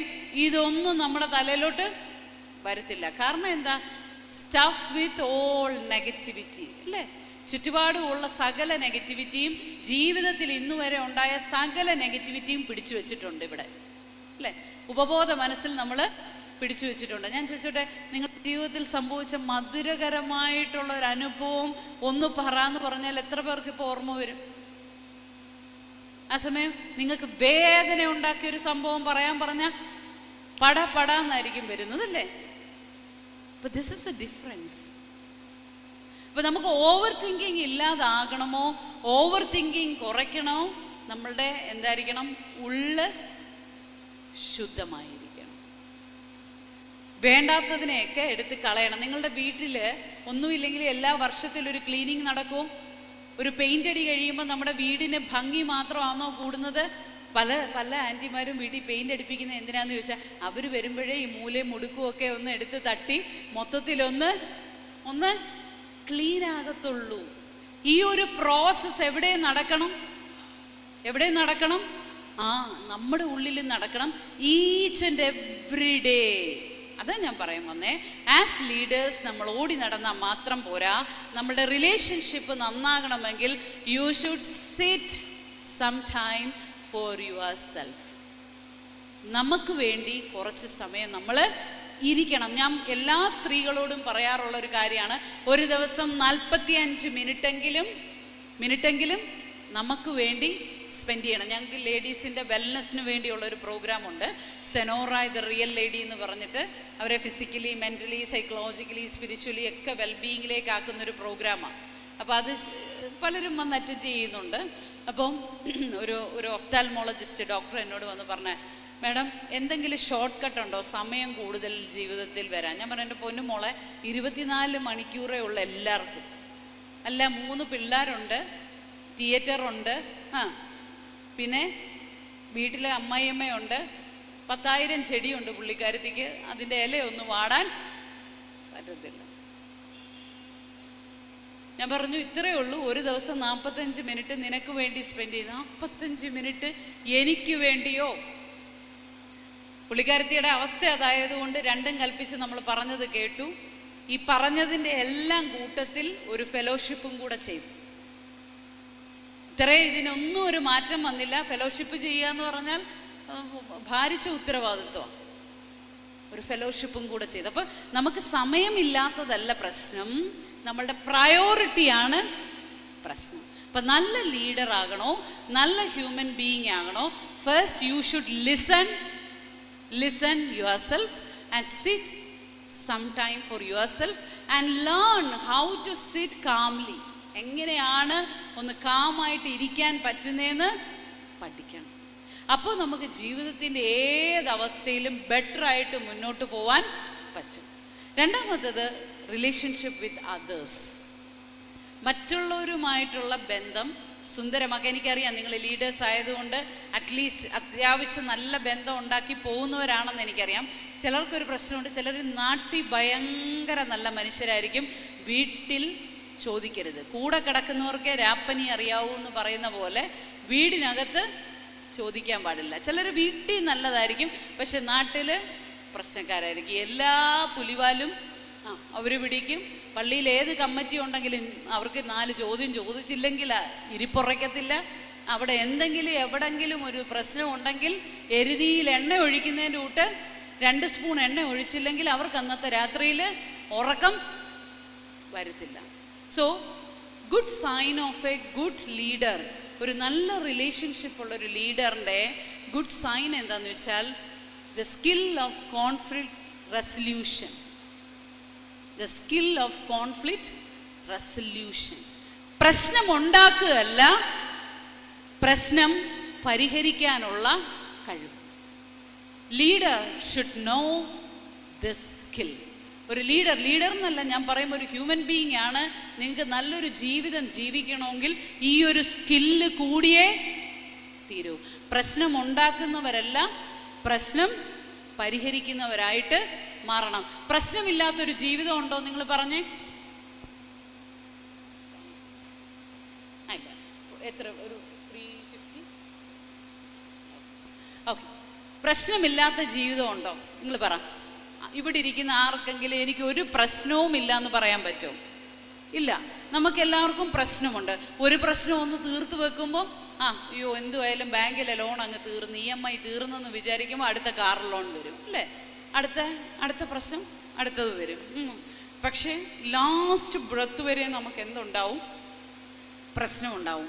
ഈ പ്രശ്നത്തെ, നമ്മളുടെ ജീവിതത്തിലെ പ്രശ്നത്തെ ആയാലും മറ്റുള്ളവരുടെ പ്രശ്നത്തെ ആയാലും, പ്രശ്നം കൂട്ടാനാണോ നമ്മൾ ശ്രമിക്കുന്നത്, കുറയ്ക്കാനാണോ ശ്രമിക്കുന്നത്? കുറയ്ക്കാൻ. എക്സാക്ട്ലി. നമുക്ക് കുറയ്ക്കണമെന്നാണ് ആഗ്രഹം. ഈ കുറയ്ക്കണമെങ്കിലും നമ്മൾ എന്ത് ചെയ്യണം? എന്ത് വേണം? പ്രശ്നത്തെ ഒരു പദ്ധതിയായിട്ട് കാണണം. അത് കൊള്ളാം. പദ്ധതിയാകുമ്പോൾ തീരുമല്ലോ. പഞ്ചവത്സര പദ്ധതി, ത്രിവത്സര പദ്ധതി അല്ലേ? പ്രശ്നത്തെ ഒരു പദ്ധതിയായിട്ട് കാണണം. അതിനെ നമുക്ക് കുറച്ചുകൂടെ മോഡിഫൈ ചെയ്യാം. ഈ പ്രശ്നത്തെ അവസരമാക്കി മാറ്റുന്നവരുണ്ട് അല്ലേ? പ്രോബ്ലംസിനെ നല്ല ഓപ്പർച്യൂണിറ്റീസ് ആക്കി മാറ്റുന്നവരുണ്ട്. അപ്പോൾ എല്ലാം നമുക്ക് all of A sudden opportunity ഒന്നും ആക്കാൻ പറ്റത്തില്ല. പക്ഷെ നമുക്ക് എക്സാമ്പിൾ ആക്കാവുന്ന ഒരാളുണ്ട്. നമ്മുടെ സംഘടനയുടെ പേരിൽ തന്നെയുണ്ട്. ആര്? വിശുദ്ധ കന്യാമറിയാമ്മ ഒരു പ്രശ്നത്തെ അവസരമാക്കി മാറ്റി. ഒരു പ്രശ്നത്തെ അല്ല, ദ ഫസ്റ്റ് സൈൻ അല്ലേ? മകൻ്റെ ആദ്യ അത്ഭുതം നടക്കാൻ കാരണമായത് അമ്മ ഒരു പ്രശ്നത്തെ അവസരമാക്കി മാറ്റിയത് കൊണ്ടാണ് അല്ലേ? ഒരു പ്രശ്നത്തെ അവസരമാക്കി മാറ്റി. ഞാൻ ഇങ്ങനെയാണ് ചിന്തിക്കുന്നത്, മകൻ ഈ കഴിവുകളെല്ലാം ഉണ്ടെന്ന് അമ്മയ്ക്കറിയാം. 30 വയസ്സുവരെ മകൻ ഈ എല്ലാ കഴിവുകളും ആർജിക്കുന്നതും തൻ്റെ ജീവിതത്തിൽ കൊണ്ടുവരുന്നതും ആത്മീയതയിലൂടെ അത് കൊണ്ടുവരുന്നതും ഒക്കെ ഈ അമ്മ കണ്ടു. പക്ഷേ എവിടെയോ ഇത് പബ്ലിക്കിലേക്ക് ആക്കുന്നതിൽ കർത്താവ് പോലും ഒന്ന് പുറകോട്ട് നിന്നപ്പോൾ അമ്മ എടുത്ത ഒരു എഫേർട്ട്, അത് മകനെ കൊണ്ട് അത്ഭുതം ചെയ്യിക്കാനല്ല, എൻ്റെ മകനെ ഷോക്കേസ് ചെയ്യിക്കാനല്ല, എൻ്റെ മകൻ്റെ കഴിവ് 10 പേരറിയാൻ വേണ്ടിയല്ല, പക്ഷെ ആ പ്രശ്നത്തോടുള്ള അമ്മയുടെ പെർസ്പെക്റ്റീവ് എന്തായിരുന്നു? അമ്മയുടെ പെർസ്പെക്റ്റീവ് ആ പ്രശ്നം എങ്ങനെയെങ്കിലും അവിടെ പരിഹരിക്കപ്പെടണം. എന്താ? ആ പ്രശ്നം അവിടെ എങ്ങനെയെങ്കിലും പരിഹരിക്കപ്പെടണം. പക്ഷെ അതെല്ലാവരും വിളിച്ചുകൂട്ടി അറിയിച്ചിട്ടാണോ? നമ്മൾ ചിലരുണ്ട് പ്രശ്നമൊക്കെ പരിഹരിച്ചു കൊടുക്കും, പക്ഷെ പ്രശ്നം പരിഹരിച്ചതാണെന്ന് ഞാനാണെന്ന് പറഞ്ഞ് എന്നെ പൊന്നാട ഇട്ടില്ലെങ്കിൽ അടുത്ത പ്രാവശ്യം ഞാൻ അവിടെ ചട്ടി ഉടച്ച് പ്രശ്നം ഉണ്ടാക്കിയിട്ടേ വരും. പ്രശ്നം പരിഹരിക്കാനൊക്കെ എനിക്ക് കഴിവുണ്ട്, ഒരു പ്രാവശ്യം ഞാൻ പരിഹരിച്ച് തരികയും ചെയ്യും, പക്ഷെ എന്നെ എന്തോ വേണം? പൊന്നാട ഇട്ട് ആദരിച്ചോണം. കന്യാമറിയം അങ്ങനെയായിരുന്നോ? അല്ല. ആ പ്രശ്നത്തെ അറിയിക്കേണ്ടവരിലേക്ക് മാത്രം അറിയിച്ചു. ഇന്നത്തെ നമ്മുടെ ഒരു രീതിയാണ്, എവിടെങ്കിലും പ്രശ്നം ഉണ്ടെന്ന് പറഞ്ഞാൽ നമ്മളങ്ങ് ഭയങ്കര സിമ്പതിയാ, അല്ലേ? ദയവേദി സിമ്പതി ഉണ്ടാക്കരുത്. സിമ്പതി ആർക്കും ചെയ്യാൻ പറ്റുന്ന കാര്യമോ, അങ്ങനെ സംഭവിച്ചു പോയോ, അങ്ങനെ സംഭവിച്ചതായിപ്പോയി. Sympathy is waste of time. പകരം നമുക്കൊരു ആറ്റിറ്റ്യൂഡ് വരണം, എംപത്തറ്റിക്കൽ അപ്രോച്ച്. അതാണ് വരേണ്ടത്. What is empathy? Lying the shoe of an another person. മറ്റൊരാളുടെ ചെരുപ്പിൽ കയറി നിൽക്കുക, മറ്റൊരാളുടെ ഷൂയിൽ കയറി നിൽക്കുക. ഷൂയിൽ കയറി നിൽക്കുക എന്ന് പറഞ്ഞാൽ എന്താ? ചപ്പലാണെങ്കിൽ ആർക്കാരുടെ ഇട്ടുകൊണ്ട് പോവാം, അല്ലേ? കൊച്ചുങ്ങളൊക്കെ ചപ്പൽ ഇട്ടുകൊണ്ട് പോവും, വലിയവരുടെയൊക്കെ എടുത്തിട്ടുകൊണ്ട് പോവും. പക്ഷെ ഷൂ ആണെങ്കിൽ കറക്റ്റ് സൈസ് അല്ലെങ്കിൽ എന്ത് ചെയ്യാൻ പറ്റത്തില്ല, നമുക്കൊന്ന് ഒരടി വെക്കാൻ പറ്റത്തില്ല. അപ്പം മറ്റുള്ളവർ, എനിക്കാണിത് സംഭവിച്ചതെങ്കിൽ, അതിനെയാണ് എന്ത് പറയുന്നത്? എംപത്തറ്റിക്കൽ അപ്രോച്ച്. എനിക്കാണിത് സംഭവിച്ചിരുന്നെങ്കിൽ, എൻ്റെ വീട്ടിലാണിത് സംഭവിച്ചിരുന്നെങ്കിൽ ഞാൻ എങ്ങനെ ഇടപെടും? അതുപോലെ മറ്റുള്ളവരുടെ പ്രശ്നത്തിൽ ഇടപെടാൻ നമുക്ക് സാധിക്കണം. അപ്പോഴാണ് നമ്മളൊരു good leader, a relationship building ലീഡറായിട്ട് മാറുന്നത്. ഇല്ലെങ്കിൽ നമ്മൾ ആരായി മാറുമെന്ന് അറിയാമോ? റിലേഷൻഷിപ്പ് കട്ടിംഗ് ലീഡറായി മാറും. അങ്ങനെ ചില ലീഡർമാരുണ്ട്. ലീഡർമാരെ അകത്ത് കയറ്റിയാൽ മതി, പിന്നെ ആ വീട്ടിലെ 4 പേര് 4 കൊമ്പത്തിരിക്കുന്നത് കാണാം. ലീഡറിൻ്റെ യഥാർത്ഥ ഗുണം എന്താ? ഈ 4 കൊമ്പത്തിരിക്കുന്നവരെ പിടിച്ചോണ്ട് വന്ന് ഒന്നാക്കി കൊണ്ടുപോകണം. ഈ ഒന്നായി പോവുക എന്ന് പറഞ്ഞാൽ ഇത്തിരി പാടുള്ള കാര്യമാണ് ഈ ഒരു കാലഘട്ടത്തിൽ. നിങ്ങൾ പറഞ്ഞേ, ആണോ? ആണോ? ഒന്നായി പോവുക, ഒന്നായി പോകുന്നതാണ് ദൈവീകം, അല്ലേ? ഒന്നായി പോകുന്നതാണ് ദൈവീകം. Unity is godly, divinity is worldly. Unity എന്ന് പറഞ്ഞാൽ ദൈവീകമാണ്, മുറിഞ്ഞ് അടർന്നടർന്ന് പോകുന്നത് ഭൗതികമാണ്. ഒന്നായി തീരാൻ ഇത്തിരി ബുദ്ധിമുട്ടാണ്. അതിന് നമ്മളുടെ ആറ്റിറ്റ്യൂഡ് ചേഞ്ച് ചെയ്തേ പറ്റൂ. നമ്മളുടെ പ്രശ്നങ്ങളെ നമ്മൾ എന്ത് ചെയ്യണം? പരിഹരിച്ചേ മതിയാകൂ. അത് നമുക്ക് മാത്രം വേണ്ടിയുള്ള പരിഹാരമല്ല. അതായത് എന്താണെന്നറിയാമോ? ഇന്ന് മനുഷ്യർക്ക് പ്രശ്നങ്ങളെ പരിഹരിക്കാൻ പറ്റാത്തതിൻ്റെ പ്രശ്നം വൈകാരികമായിട്ടങ്ങ് വല്ലാത്ത ഒരു ചുഴിയിലാണ് നമ്മൾ ജീവിക്കുന്നത്. ഇമോഷണൽ കോഷൻ്റ് എന്ന് നിങ്ങൾ കേട്ടിട്ടുണ്ടോ? ഇമോഷണൽ കോഷൻ, വൈകാരിക ബുദ്ധി കേട്ടിട്ടുണ്ടോ? ഈ വൈകാരിക ബുദ്ധി എന്താണെന്ന് ചോദിച്ചു കഴിഞ്ഞാൽ ഒരു എക്സാമ്പിൾ ഞാൻ പറഞ്ഞു തരാം. എക്സാമ്പിൾ ഇത്രയേ ഉള്ളൂ. പിന്നെ ഒരു പയ്യൻ അവനിരുന്ന് ഗെയിം കളിക്കുക. ഗെയിം കളിക്കുമ്പം അമ്മ വന്ന് പറയടാ, നമ്മുടെ പിന്നെ മുത്തശ്ശി മരിച്ചുപോയി. പയ്യൻ എന്തോ പറയുന്നത്? മരിച്ചതല്ല ഉള്ളൂ. അവൻ്റെ റിപ്ലൈ ആണ് മരിച്ചതല്ല ഉള്ളൂ എന്ന് പറഞ്ഞാൽ സുബോധം പോയിട്ട് ബോധം പോലും ഇല്ല. ആരാ മരിച്ചത്? മനസ്സിലായോ? നമുക്ക് വൈകാരികമായിട്ടുള്ള ബുദ്ധി ഇന്ന് നമ്മളുടെ ഉള്ളിൽ നിന്നും നമ്മളുടെ സമൂഹത്തിൽ നിന്നും ഒക്കെ അങ്ങ് പോയി. ഹസ്ബൻഡ് ആൻഡ് വൈഫ് റിലേഷൻഷിപ്പിൽ വരുമ്പോൾ, പ്രശ്നങ്ങളും കൊണ്ട് വരുമ്പോൾ നമ്മൾ ഈ പ്രശ്നത്തെ അനലൈസ് ചെയ്ത് ചെന്ന് എത്തുമ്പം എന്താ പറയുന്നത്? ഒരു നിസ്സാര സംഭവത്തിലായിരിക്കും തുടങ്ങുന്നത്. ഒരു നിസ്സാര സംഭവത്തിൽ തുടങ്ങിയത് ആ പെങ്കൊച്ച് എന്തോ ചെയ്തതെന്ന് ചോദിച്ചു കഴിഞ്ഞാൽ, ഇവിടെ മാല അങ്ങോട്ട് ഊരിയിട്ട് മിന്നെ അങ്ങോട്ട് എടുത്ത് ഫ്ലഷിലോട്ടിട്ട് ക്ലോസറ്റിനകത്തോട്ടിട്ട് ഒരു ഫ്ലഷ് അടിച്ചു. ഇത്രയല്ല ഉള്ളൂ നിന്റെ പ്രശ്നം, തീർന്നില്ലേ? എന്നിട്ട് ഭർത്താവിൻ്റെ മുഖത്ത് നോക്കി ചോദിച്ചതാ, ഇത്രയല്ല ഉള്ളൂ നിന്റെ പ്രശ്നം, തീർന്നില്ലേ? കാരണം എന്താണെന്നറിയാമോ, നമുക്ക് ചിലയിടത്തൊന്ന് അല്പം ക്ഷമിച്ചു കൊടുക്കാൻ, ഒന്നുകൂടെ ഒന്ന് ട്രൈ ചെയ്യാൻ, ഒന്നുകൂടെ ഒന്ന് കേൾക്കാൻ, ഒന്നുകൂടെ ഒന്ന് മനസ്സിലാക്കാൻ, പരസ്പരം ഒന്ന് എന്താ പറയുന്നത്, കൈ ചേർത്ത് പിടിക്കാൻ, ഒന്ന് അക്സെപ്റ്റ് ചെയ്യാൻ ഒന്നും ഇന്ന് പറ്റുന്നില്ല.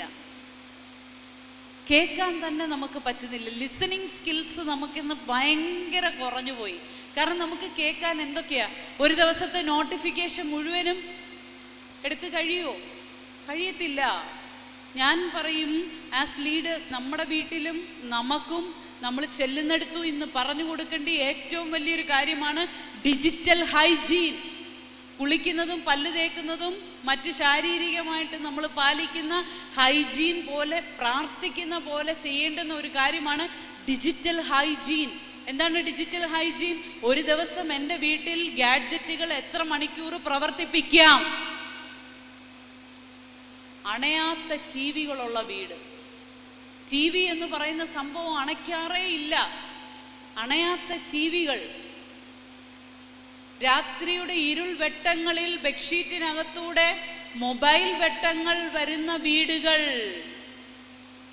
ഇന്നലെ ഒരു വൈഫ് എന്നോട് പറഞ്ഞതാണ്, ഇന്നലെ എന്ന് പറയുമ്പോൾ നിങ്ങൾ തെറ്റിദ്ധരിക്കരുത്, ഒരു ദിവസം ഞാൻ മിനിമം 9 സെഷൻസ് എടുക്കും. ഇന്നലെ രാത്രി ഞാൻ എടുത്ത കേസ്, രണ്ടുപേരും വിദേശത്താണ്. അവളെന്നോട് പറഞ്ഞത്, മാഡം 1 മണിക്ക് ഇപ്പൊ രണ്ടുപേരും 2 റൂമിലാണ് കിടക്കുന്നത്. അങ്ങനെയായി അവസ്ഥ. 10 വർഷമായി വിവാഹ ജീവിതം, 8 വയസ്സുള്ള ഒരു കുഞ്ഞ്, രണ്ടുപേരും 2 മുറിയിൽ. അവളെന്നോട് പറഞ്ഞത്, അവനൊരു ബിസിനസ് ചെയ്യുന്നുണ്ട്, അതുമായിട്ട് ബന്ധപ്പെട്ട ഒരു സ്ത്രീ രാത്രി 1 മണിക്ക് വീഡിയോ കോള് വിളിച്ചിരിക്കുന്നു. ഭർത്താവിൻ്റെ ഫോൺ ചെക്ക് ചെയ്തപ്പം രാത്രി 1 മണിക്ക് വീഡിയോ കോൾ. എന്ത് ബിസിനസ് ആവശ്യം, എന്ത് കാര്യമാണെങ്കിലും ഓഡിയോ കോള് മതിയല്ലോ മാഡം, എന്തിനാണ് ഈ വീഡിയോ കോള് ചെയ്യുന്നത്? ഒരു സർജറിയൊക്കെ കഴിഞ്ഞുകൊണ്ട് എനിക്ക് 10-10:30 ആകുമ്പോൾ ഉറങ്ങിയില്ലെങ്കിൽ പിറ്റേന്ന് ജോലിക്ക് പോകാൻ പറ്റത്തില്ല. 3 മണിയാവുമ്പോഴും തോണ്ടിക്കൊണ്ടിരിക്കുന്ന കാണാം. ഞാൻ കണ്ണു തുറന്ന് നോക്കുമ്പോൾ ഉടനെ ഓഫ് ചെയ്യും. അവൻ എൻ്റെ മുഖത്ത് നോക്കി എന്നോട് പറഞ്ഞു, മാഡം എനിക്ക് തെറ്റ് പറ്റിയിട്ടുണ്ട്, ഞാൻ തെറ്റ് ചെയ്തിട്ടുണ്ട്. പക്ഷെ ഇപ്പോഴത്തെ പ്രശ്നം അതൊന്നുമില്ല. 10 വർഷം ഈ സ്ത്രീ ഇത് സഹിച്ചു. അവൾക്ക് തീരെ സഹിക്കാൻ വയ്യാതെ വന്നപ്പോൾ അവളുടെ വീട്ടിൽ പറഞ്ഞു, അടുത്ത 2 സുഹൃത്തുക്കളോട് പറഞ്ഞു. കാരണം ഇനി എൻ്റെ കൈ നിൽക്കത്തില്ല, എന്തെങ്കിലും ചെയ്തു പോകുമെന്നുള്ളൊരവസ്ഥ വന്നപ്പോഴാണ് പറഞ്ഞത്. അവൻ എന്നോട് മുഖത്ത് നോക്കി ചോദിക്കുകയാണ്, അവൾ എന്തിനു പറഞ്ഞു? അവൻ്റെ ഈഗോ ഹർട്ടായി. എന്തിനു പറഞ്ഞു?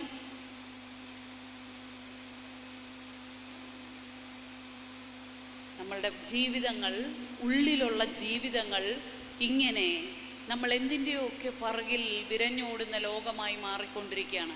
അതുകൊണ്ട് എൻ്റെ കയ്യിലിരിക്കുന്ന കുഞ്ഞു ലോകം എത്ര സമയം ഉപയോഗിക്കണം, അതിനാണോ പ്രാധാന്യം? എൻ്റെ വീട്ടിലാണോ പ്രാധാന്യം? എനിക്ക് എന്നെ പ്രാധാന്യമുണ്ടോ? എൻ്റെ ദൈവത്തിന് പ്രാധാന്യമുണ്ടോ എന്ന് നിങ്ങൾ ചിന്തിക്കണം. നിങ്ങൾ കയറുന്ന ഓരോ വീടുകൾ, നിങ്ങളുടെ പ്രാർത്ഥനാ കൂട്ടങ്ങളിൽ, നിങ്ങളുടെ ഇടവകകളിൽ ഇന്ന് ഏറ്റവും കൂടുതൽ ശ്രദ്ധിക്കേണ്ടുന്ന ഒരു കാര്യം അതാണ്.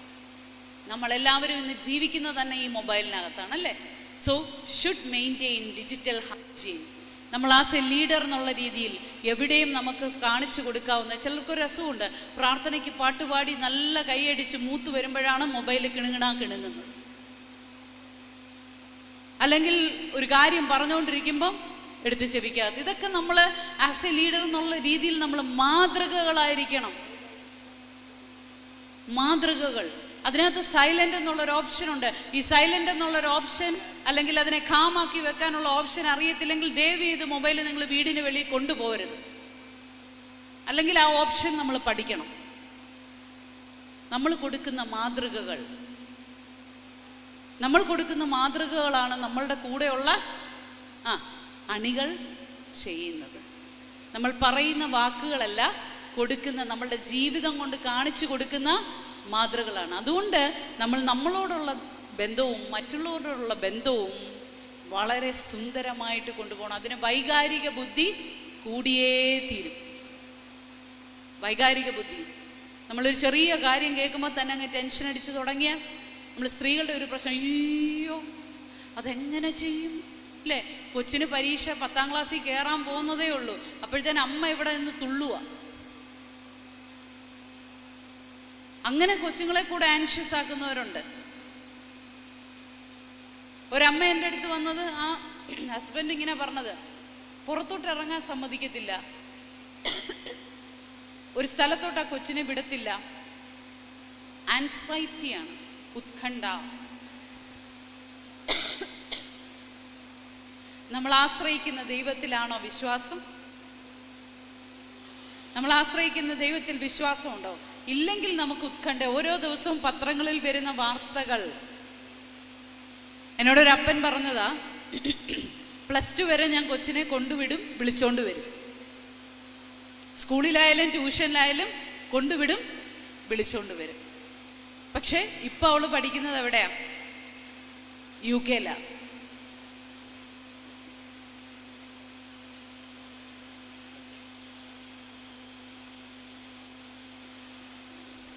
ത്രോട്ടൊരു ചെറിയ ഇഷ്യൂ. എനിക്കറിയാം നിങ്ങൾക്കൊക്കെ ബോറാവുന്നെന്ന്. ചായ കുടിക്കുന്ന സമയത്ത് എന്തായാലും വിട്ടേക്കാം. 10 മിനിറ്റ് കൊണ്ട് നമ്മൾ കൺക്ലൂഡ് ചെയ്യും. 5 to 10 മിനിറ്റ്. പിന്നെ നിങ്ങൾക്ക് എന്തെങ്കിലും ചോദിക്കാനുണ്ടെങ്കിൽ ചോദിക്കാം. ഓക്കെ.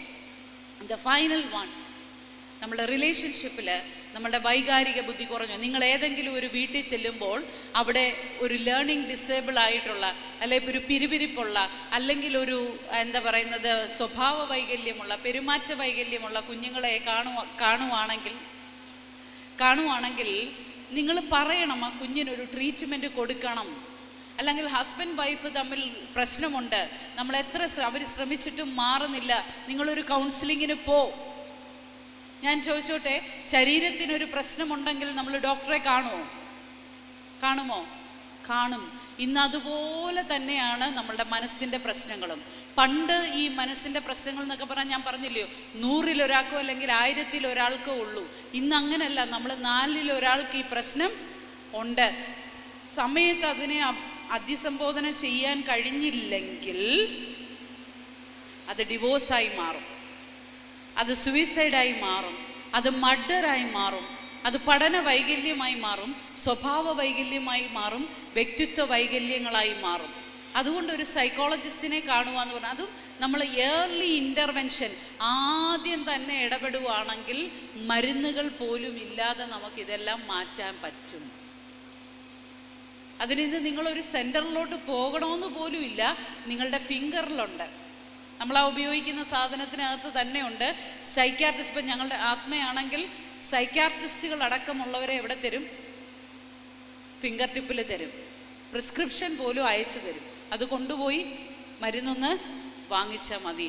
എങ്ങും പോയി അപ്പോയിൻമെൻ്റ് എടുക്കണ്ട, കാത്തിരിക്കണ്ട. അപ്പം നമ്മൾ ചില പ്രശ്നങ്ങളെ സമയത്ത് അഡ്രസ്സ് ചെയ്തില്ലെങ്കിൽ എന്തായി മാറും? പ്രശ്നമായി മാറും.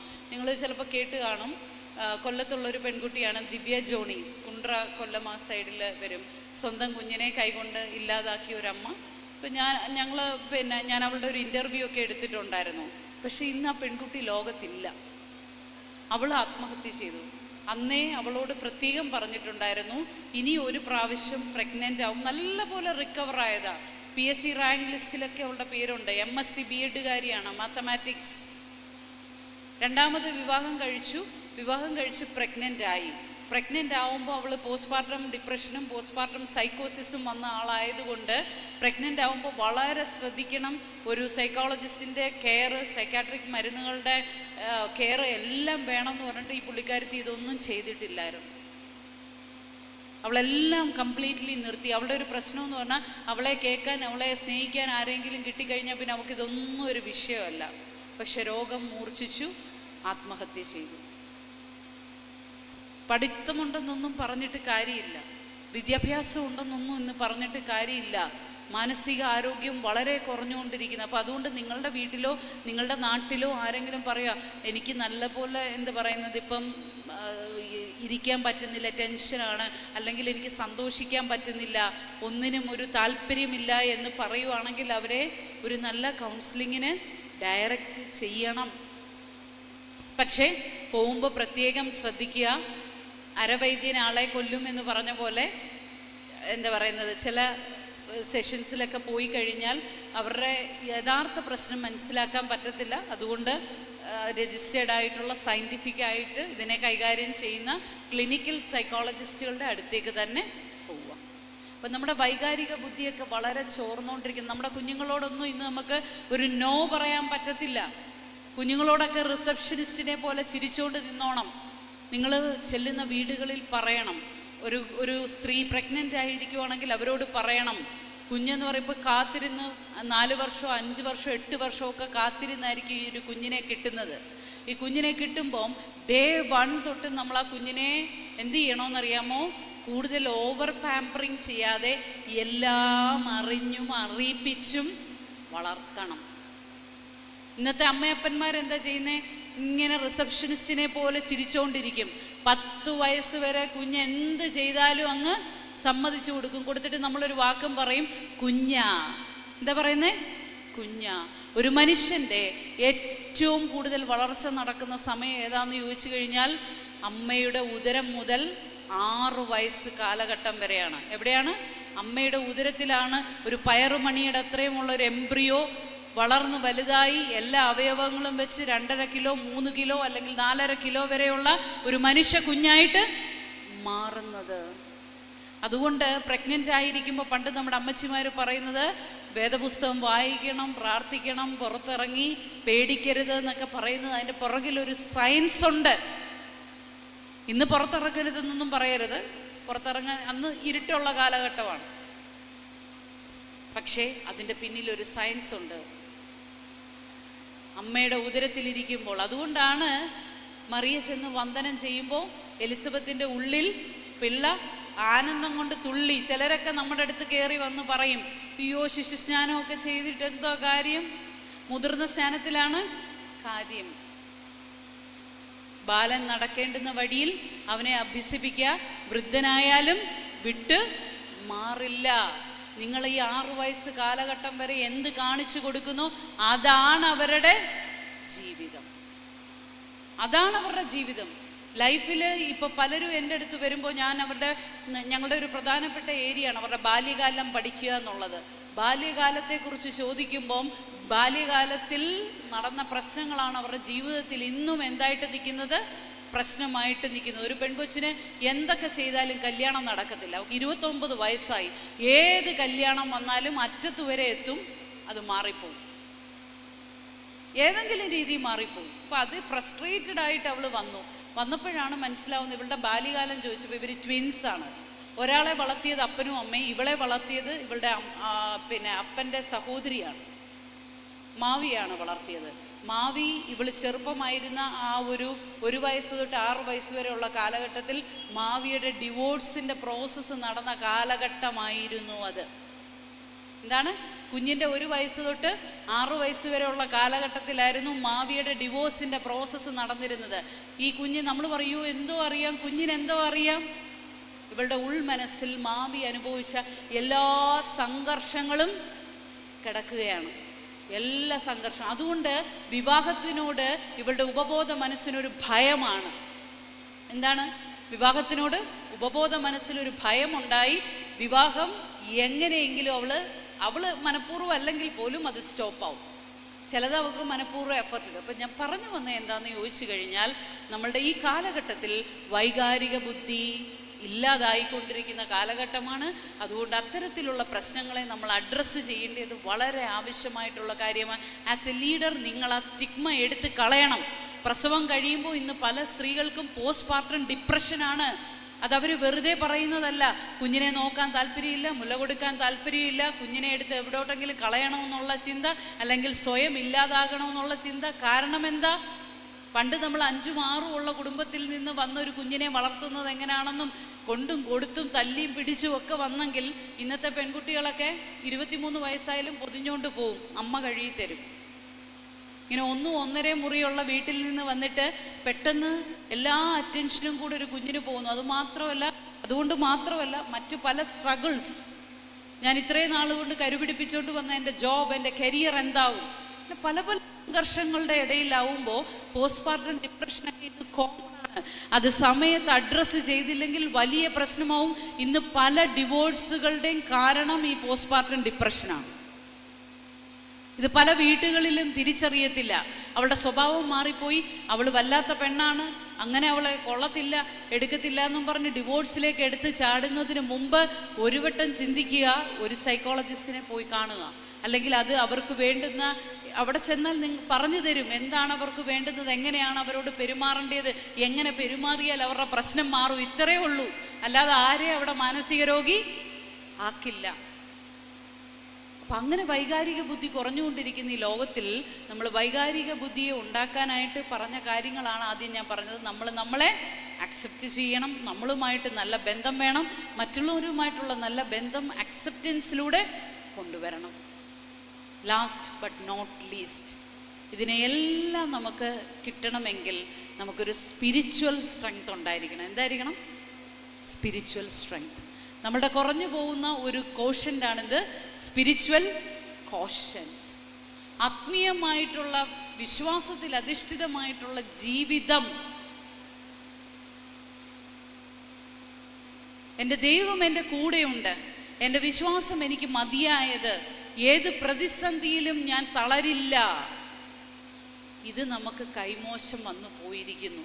എവിടെയൊക്കെയോ നമ്മൾ അതരം കൊണ്ട് പറയുന്നുണ്ടായിരിക്കാം, നമ്മൾ കുർബാനയിൽ പങ്കെടുക്കുന്നുണ്ടായിരിക്കാം, നമ്മളെ പ്രസംഗിക്കുന്നുണ്ടാവാം, പാട്ട് പാടുന്നുണ്ടാവാം, സ്തോത്രം പറയുന്നുണ്ടാവാം, പക്ഷെ ഉള്ളിൽ ആ വിശ്വാസം വരുന്നില്ല. ഉള്ളിൽ ആ വിശ്വാസം ഉണ്ടെങ്കിൽ ജീവിതത്തിൽ നമ്മൾ എന്തായിരിക്കും? സെക്യൂറായിരിക്കും.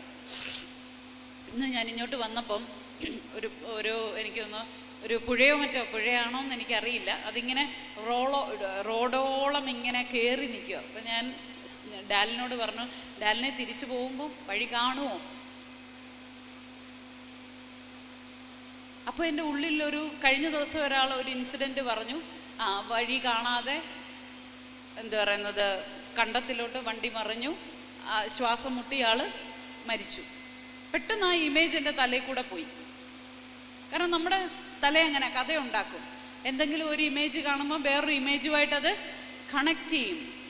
അപ്പം എനിക്കൊരു ചെറിയ, നമുക്ക് ഉള്ളിൽ നിന്ന് ഒരു ഇത് വരുമല്ലോ, ഇൻസെക്യൂർ ഫീലിംഗ്. ഉടനെ ഞാൻ പറഞ്ഞു, I am safe in my God's hand. എൻ്റെ ദൈവത്തിൻ്റെ കരത്തിൽ ഞാൻ സേഫാണ്, അല്ലേ? അതിൽ കൂടിയ വലിയൊരു ആശ്വാസം വേറെ എന്താ? പക്ഷേ അത് ഫീൽ ചെയ്യണമെന്നുണ്ടെങ്കിൽ ഈ വിശ്വാസം എന്ന് പറയുന്നത് ഒരു ദിവസം കൊണ്ട് സ്വിച്ചിട്ട പോലെ വരുന്ന സാധനമാണോ? അല്ല. നമ്മൾക്കും നമ്മുടെ കുഞ്ഞുങ്ങൾക്കും പറ്റിപ്പോയ പ്രശ്നം അതാണ്. ഒരു ദിവസം കൊണ്ട് പോകുമ്പോൾ, നമ്മൾ ഹോസ്റ്റലിലോട്ട് പോകുമ്പോൾ ബൈബിള് കൊടുത്തിട്ട് കാര്യമില്ല, വീട്ടിൽ ബൈബിള് വായിക്കണം. എവിടെങ്കിലും പോകുമ്പോൾ ബാഗിനകത്ത് ബൈബിള് തിരികെ കയറ്റിയിട്ട് കാര്യമില്ല, ഇതിനകത്ത് അനുഭവം എനിക്ക് ഉള്ളിലുണ്ടായിരിക്കണം. എൻ്റെ വീടിനകത്തുനിന്ന് പൈതൃകങ്ങളെ കൊടുക്കണം, എൻ്റെ വീടിനകത്തുനിന്ന് വിശ്വാസം കൊടുക്കണം. നമ്മളുടെ പ്രാർത്ഥനാ കൂട്ടങ്ങളും ഒക്കെ ആ വിശ്വാസത്തിൽ, ചിലരൊക്കെ വിശ്വാസത്തിൽ കുറച്ച് ലോലമായിരിക്കും, പക്ഷേ അമ്മാമ്മയുടെ വിശ്വാസം കണ്ട് ഞാൻ ഇന്നും നിലനിൽക്കുന്നു. അമ്മാമ്മയാണ് എൻ്റെ പ്രതിസന്ധിയിൽ വിശ്വാസത്തെ എനിക്ക് തെളിയിച്ചു തന്നത്, അതുകൊണ്ട് ഞാൻ ഇന്നും നിലനിൽക്കുന്നു എന്ന് ആരെങ്കിലും നമ്മളെക്കുറിച്ച് പറയുന്നുണ്ടെങ്കിൽ അതുമാത്രമാണ് നമ്മൾ ലീഡറായി ഇരിക്കുന്നത് കൊണ്ടുള്ള ഒരു ശ്രേഷ്ഠത. ഒരാത്മാവിനെയെങ്കിലും നേടാൻ സാധിച്ചു. അപ്പം നമുക്ക് ഒരു നല്ല മനുഷ്യനായി, ഒരു നല്ല ലീഡറായി പോകണമെങ്കിൽ നമ്മുടെ സ്പിരിച്വൽ കോഷ്യൻ്റ് ഈസ് എസെൻഷ്യൽ. നമുക്ക് പഠിത്തമുണ്ടായിട്ടോ, നമുക്ക് നല്ല വൈകാരിക ബുദ്ധി ഉണ്ടായിട്ടോ, നമുക്ക് നല്ല കഴിവുകൾ ഉണ്ടായിട്ടോ അതൊക്കെ ഫലപ്രദമാകണമെങ്കിൽ എന്തിന് വിശ്വാസമുണ്ടെങ്കിൽ നമ്മളുടെ കഴിവുകേടുകൾ പോലും കഴിവുകളായിട്ട് മാറും. ഇപ്പോൾ 5 സ്റ്റാറിൻ്റെ ഒരു പരസ്യമുണ്ട്, നിങ്ങൾ കണ്ടിട്ടുണ്ടോ? 5 സ്റ്റാറിൻ്റെ ഒരു പരസ്യം. ഒരു അമ്മൂമ്മ ഒരു സ്ഥലത്ത് ഇരിക്കുകയാണ്, ഒരു ബെഞ്ചിലിരിക്കുകയാണ്. അമ്മൂമ്മയുടെ വടി താഴെ വീഴും. അപ്പോൾ അതവിടെ നിൽക്കുന്ന പയ്യനോട് പറയും അതൊന്ന് എടുത്തു തരാൻ പറയും. അവനിങ്ങനെ 5 സ്റ്റാർ ഇതിങ്ങനെ ആസ്വദിച്ചുകൊണ്ടിരിക്കുക, എടുത്തൊന്നും കൊടുത്തില്ല. അമ്മൂമ്മ വടിയെടുക്കാൻ കുനിയുമ്പം മുകളിലത്തെ ബിൽഡിങ് താഴെ വീഴും. അപ്പോൾ പറയും മോനെ കാര്യമായി, നീ എനിക്ക് എടുത്ത് തരാതെ ഇരുന്നോണ്ട്. അവരുടെ പരസ്യം എന്താന്ന് ചോദിച്ചാൽ ചിലതൊക്കെ ചെയ്യാതിരുന്നോ, എൻജോയ് 5 സ്റ്റാർ എന്നുള്ളതാ. പക്ഷെ ഞാൻ പറഞ്ഞു നമ്മുടെ ചില കഴിവുകേടുകളെ പോലും കഴിവാക്കാൻ എന്തിന് കഴിയുമെന്നറിയാമോ? വിശ്വാസ ജീവിതത്തിന് കഴിയും. അപ്പോൾ ആ ലീഡേഴ്സ് നമ്മളുടെ ഈ വിശ്വാസ ജീവിതം വരുമ്പോഴേ ഞാൻ ആദ്യം പറഞ്ഞ കാര്യങ്ങളൊക്കെ ചെയ്യാൻ പറ്റൂ. മറ്റുള്ളവരുടെ കുറവുകളോട് കൂടെ ചേർന്ന് അവരെ അംഗീകരിക്കാൻ. എനിക്കൊരു സ്ത്രീയെ അറിയാം, പുള്ളിക്കാരത്തി എന്ന് പറഞ്ഞാൽ ഒരു ഗവൺമെൻറ് ഒഫീഷ്യലാണ്. പുള്ളിക്കാരത്തിയുടെ വീട്ടിൽ ചെന്നാൽ വീട് സ്വർഗമാണെന്ന് നമുക്ക് തോന്നിപ്പോകും. അത്രയ്ക്ക് ബ്യൂട്ടിഫുള്ളാണ്. ഗാർഡൻ ആയാലും ഓരോ സ്പേസുകളാണെങ്കിലും. 2 പെൺകുഞ്ഞുങ്ങളുണ്ട്. അവരെ പോലെ നല്ല, ഞാൻ ഇത്രയും ഒരു വിനയമുള്ള കുഞ്ഞുങ്ങളെ കണ്ടിട്ടില്ല. പഠിക്കാനായാലും ഇവർ 3 പേരുടെ മുഖത്ത് എപ്പോഴും ഇല്ലേ ട്യൂബ് ലൈറ്റ് കത്തിച്ച പോലുള്ള ചിരിയ. ഒരു വിഷമിച്ച് കണ്ടിട്ടില്ല. പക്ഷെ ആ വീട്ടിലെ ഗ്രഹനാഥൻ എന്ന് പറയുന്നത് പലപ്പോഴും പുള്ളിയുടെ കാല് നേരെ നിൽക്കത്തില്ല, 4 കാലിലാണ്. സാധാരണഗതിയിൽ 4 കാലിൽ നിൽക്കുന്നവരുടെ വീട് എങ്ങനെ അല്ലേ? ഒരവസരമെങ്കിലും അവിടെ കേൾക്കും. ഞാൻ പുള്ളിക്കാരത്തിയോട് ചോദിച്ചു എങ്ങനെ ഇങ്ങനെ ഇരിക്കാൻ പറ്റുന്നു. എന്നോട് പറഞ്ഞതാ, കൊച്ചുമ്മേ ഞാൻ ആ പുള്ളിയെ അതുകൂടെ ചേർത്താ, എന്നോട് പറഞ്ഞതാ, കൊച്ചുമ്മേ ഞാൻ ആ പുള്ളിയെ അതുകൂടെ ചേർത്തിട്ടാ സ്നേഹിക്കുന്നേ, അതുകൂടെ ചേർത്താ സ്നേഹിക്കുന്നത്. എന്നും പറഞ്ഞ് കുടിച്ചോ എന്ന് പറഞ്ഞുകൊണ്ടിരിക്കുവല്ല. പുള്ളിക്കാരത്തി പോവാത്ത ഡി അഡിക്ഷൻ സെൻ്ററുകളില്ല. പോവും, അറ്റൻഡ് ചെയ്യും, വരും, പിന്നെയും കുറച്ചാൾ കഴിയുമ്പം സ്ലിപ്പാവും. ഒരു രോഗിയാണ് പുള്ളി. പക്ഷെ ഇങ്ങനെ ചേർത്ത് പിടിച്ചോണ്ട് കൂടെ കൊണ്ടുവന്ന് എനിക്ക് വിശ്വാസമുണ്ട് ആ പുള്ളി മാറും, ഇന്നല്ലെങ്കിൽ നാളെ മാറും. പക്ഷേ ആ പ്രതിസന്ധിയിലും ഇങ്ങനെ ചേർത്ത് പിടിച്ച് കൊണ്ടുപോകണമെങ്കിൽ ഞാൻ പറയും she's A good human being as well as she's A good leader. ഈ ഒരു ലീഡർഷിപ്പാണ് നമുക്ക് വേണ്ടുന്നത്. അപ്പം നമ്മളുടെ മാറി മറിഞ്ഞുകൊണ്ടിരിക്കുന്ന ഈ ബന്ധങ്ങൾ ബന്ധനങ്ങളാകാതിരിക്കണമെങ്കിൽ നമ്മൾ നല്ല ഉൾക്കാഴ്ചയുള്ളവരായിട്ട് മാറണം. നമുക്കെല്ലാവരെയും ഒരുപോലെ അക്സെപ്റ്റ് ചെയ്യാനായിട്ട് സാധിക്കണം. വിത്ത് വീക്ക്നെസ്, അവരുടെ നെഗറ്റീവുകളോട് ചേർന്ന് അക്സെപ്റ്റ് ചെയ്യുമ്പം അതിനാദ്യം വേണ്ടുന്നത് നമ്മളെ അക്സെപ്റ്റ് ചെയ്യുക, നമ്മളുടെ വീക്ക്നെസ്സിനെ അക്സെപ്റ്റ് ചെയ്യുക, നമ്മളോട് ക്ഷമിക്കുക, നമ്മളോട് പൊറുക്കുക. ഓക്കെ, സോ അങ്ങനെ നല്ല ക്വാളിറ്റിയുള്ള ലീഡേഴ്സായി മാറാൻ ദൈവം നിങ്ങളെ എല്ലാവരെയും സഹായിക്കട്ടെ എന്ന് ആശംസിച്ചുകൊണ്ട് എൻ്റെ വാക്കുകൾ നിർത്തുന്നു. ഇങ്ങനെ ഒരു അവസരം തന്ന എല്ലാവരോടുമുള്ള നന്ദിയും സ്നേഹവും അറിയിക്കുന്നു. Thank you so much. എന്തെങ്കിലും നിങ്ങൾക്ക് ഇതുമായിട്ട് ബന്ധപ്പെട്ട് സംശയങ്ങളുണ്ടെങ്കിൽ അല്ലെങ്കിൽ ചോദ്യങ്ങൾ ചോദിക്കുക, മെൻ്റൽ ഹെൽത്തുമായിട്ട് ബന്ധപ്പെട്ടോ പേരൻറ്റിങ്ങോ ലീഡർഷിപ്പുമായിട്ട് ബന്ധപ്പെട്ടോ എന്തെങ്കിലും ക്വസ്റ്റ്യൻസ് ചോദിക്കാനുണ്ടെങ്കിൽ ചോദിക്കാം. പിന്നെ നിങ്ങൾക്ക് കൂടുതലായിട്ട് മെൻ്റൽ ഹെൽത്തിനെ കുറിച്ച് അറിയണമെങ്കിൽ നമ്മളുടെ മെൻ്റൽ ഹെൽത്ത് പ്ലാറ്റ്ഫോം ഉണ്ട്. ആത്മാ മൈ മൈൻഡ് മൈ കെയർ എന്ന് പറയുന്ന യൂട്യൂബ്, ഫേസ്ബുക്ക്, ഇൻസ്റ്റഗ്രാം പ്ലാറ്റ്ഫോംസ് ഉണ്ട്. അവിടെ പോയിട്ട് നിങ്ങൾക്ക് നമ്മളുടെ വീഡിയോസൊക്കെ കാണാവുന്നതാണ്. Thank you.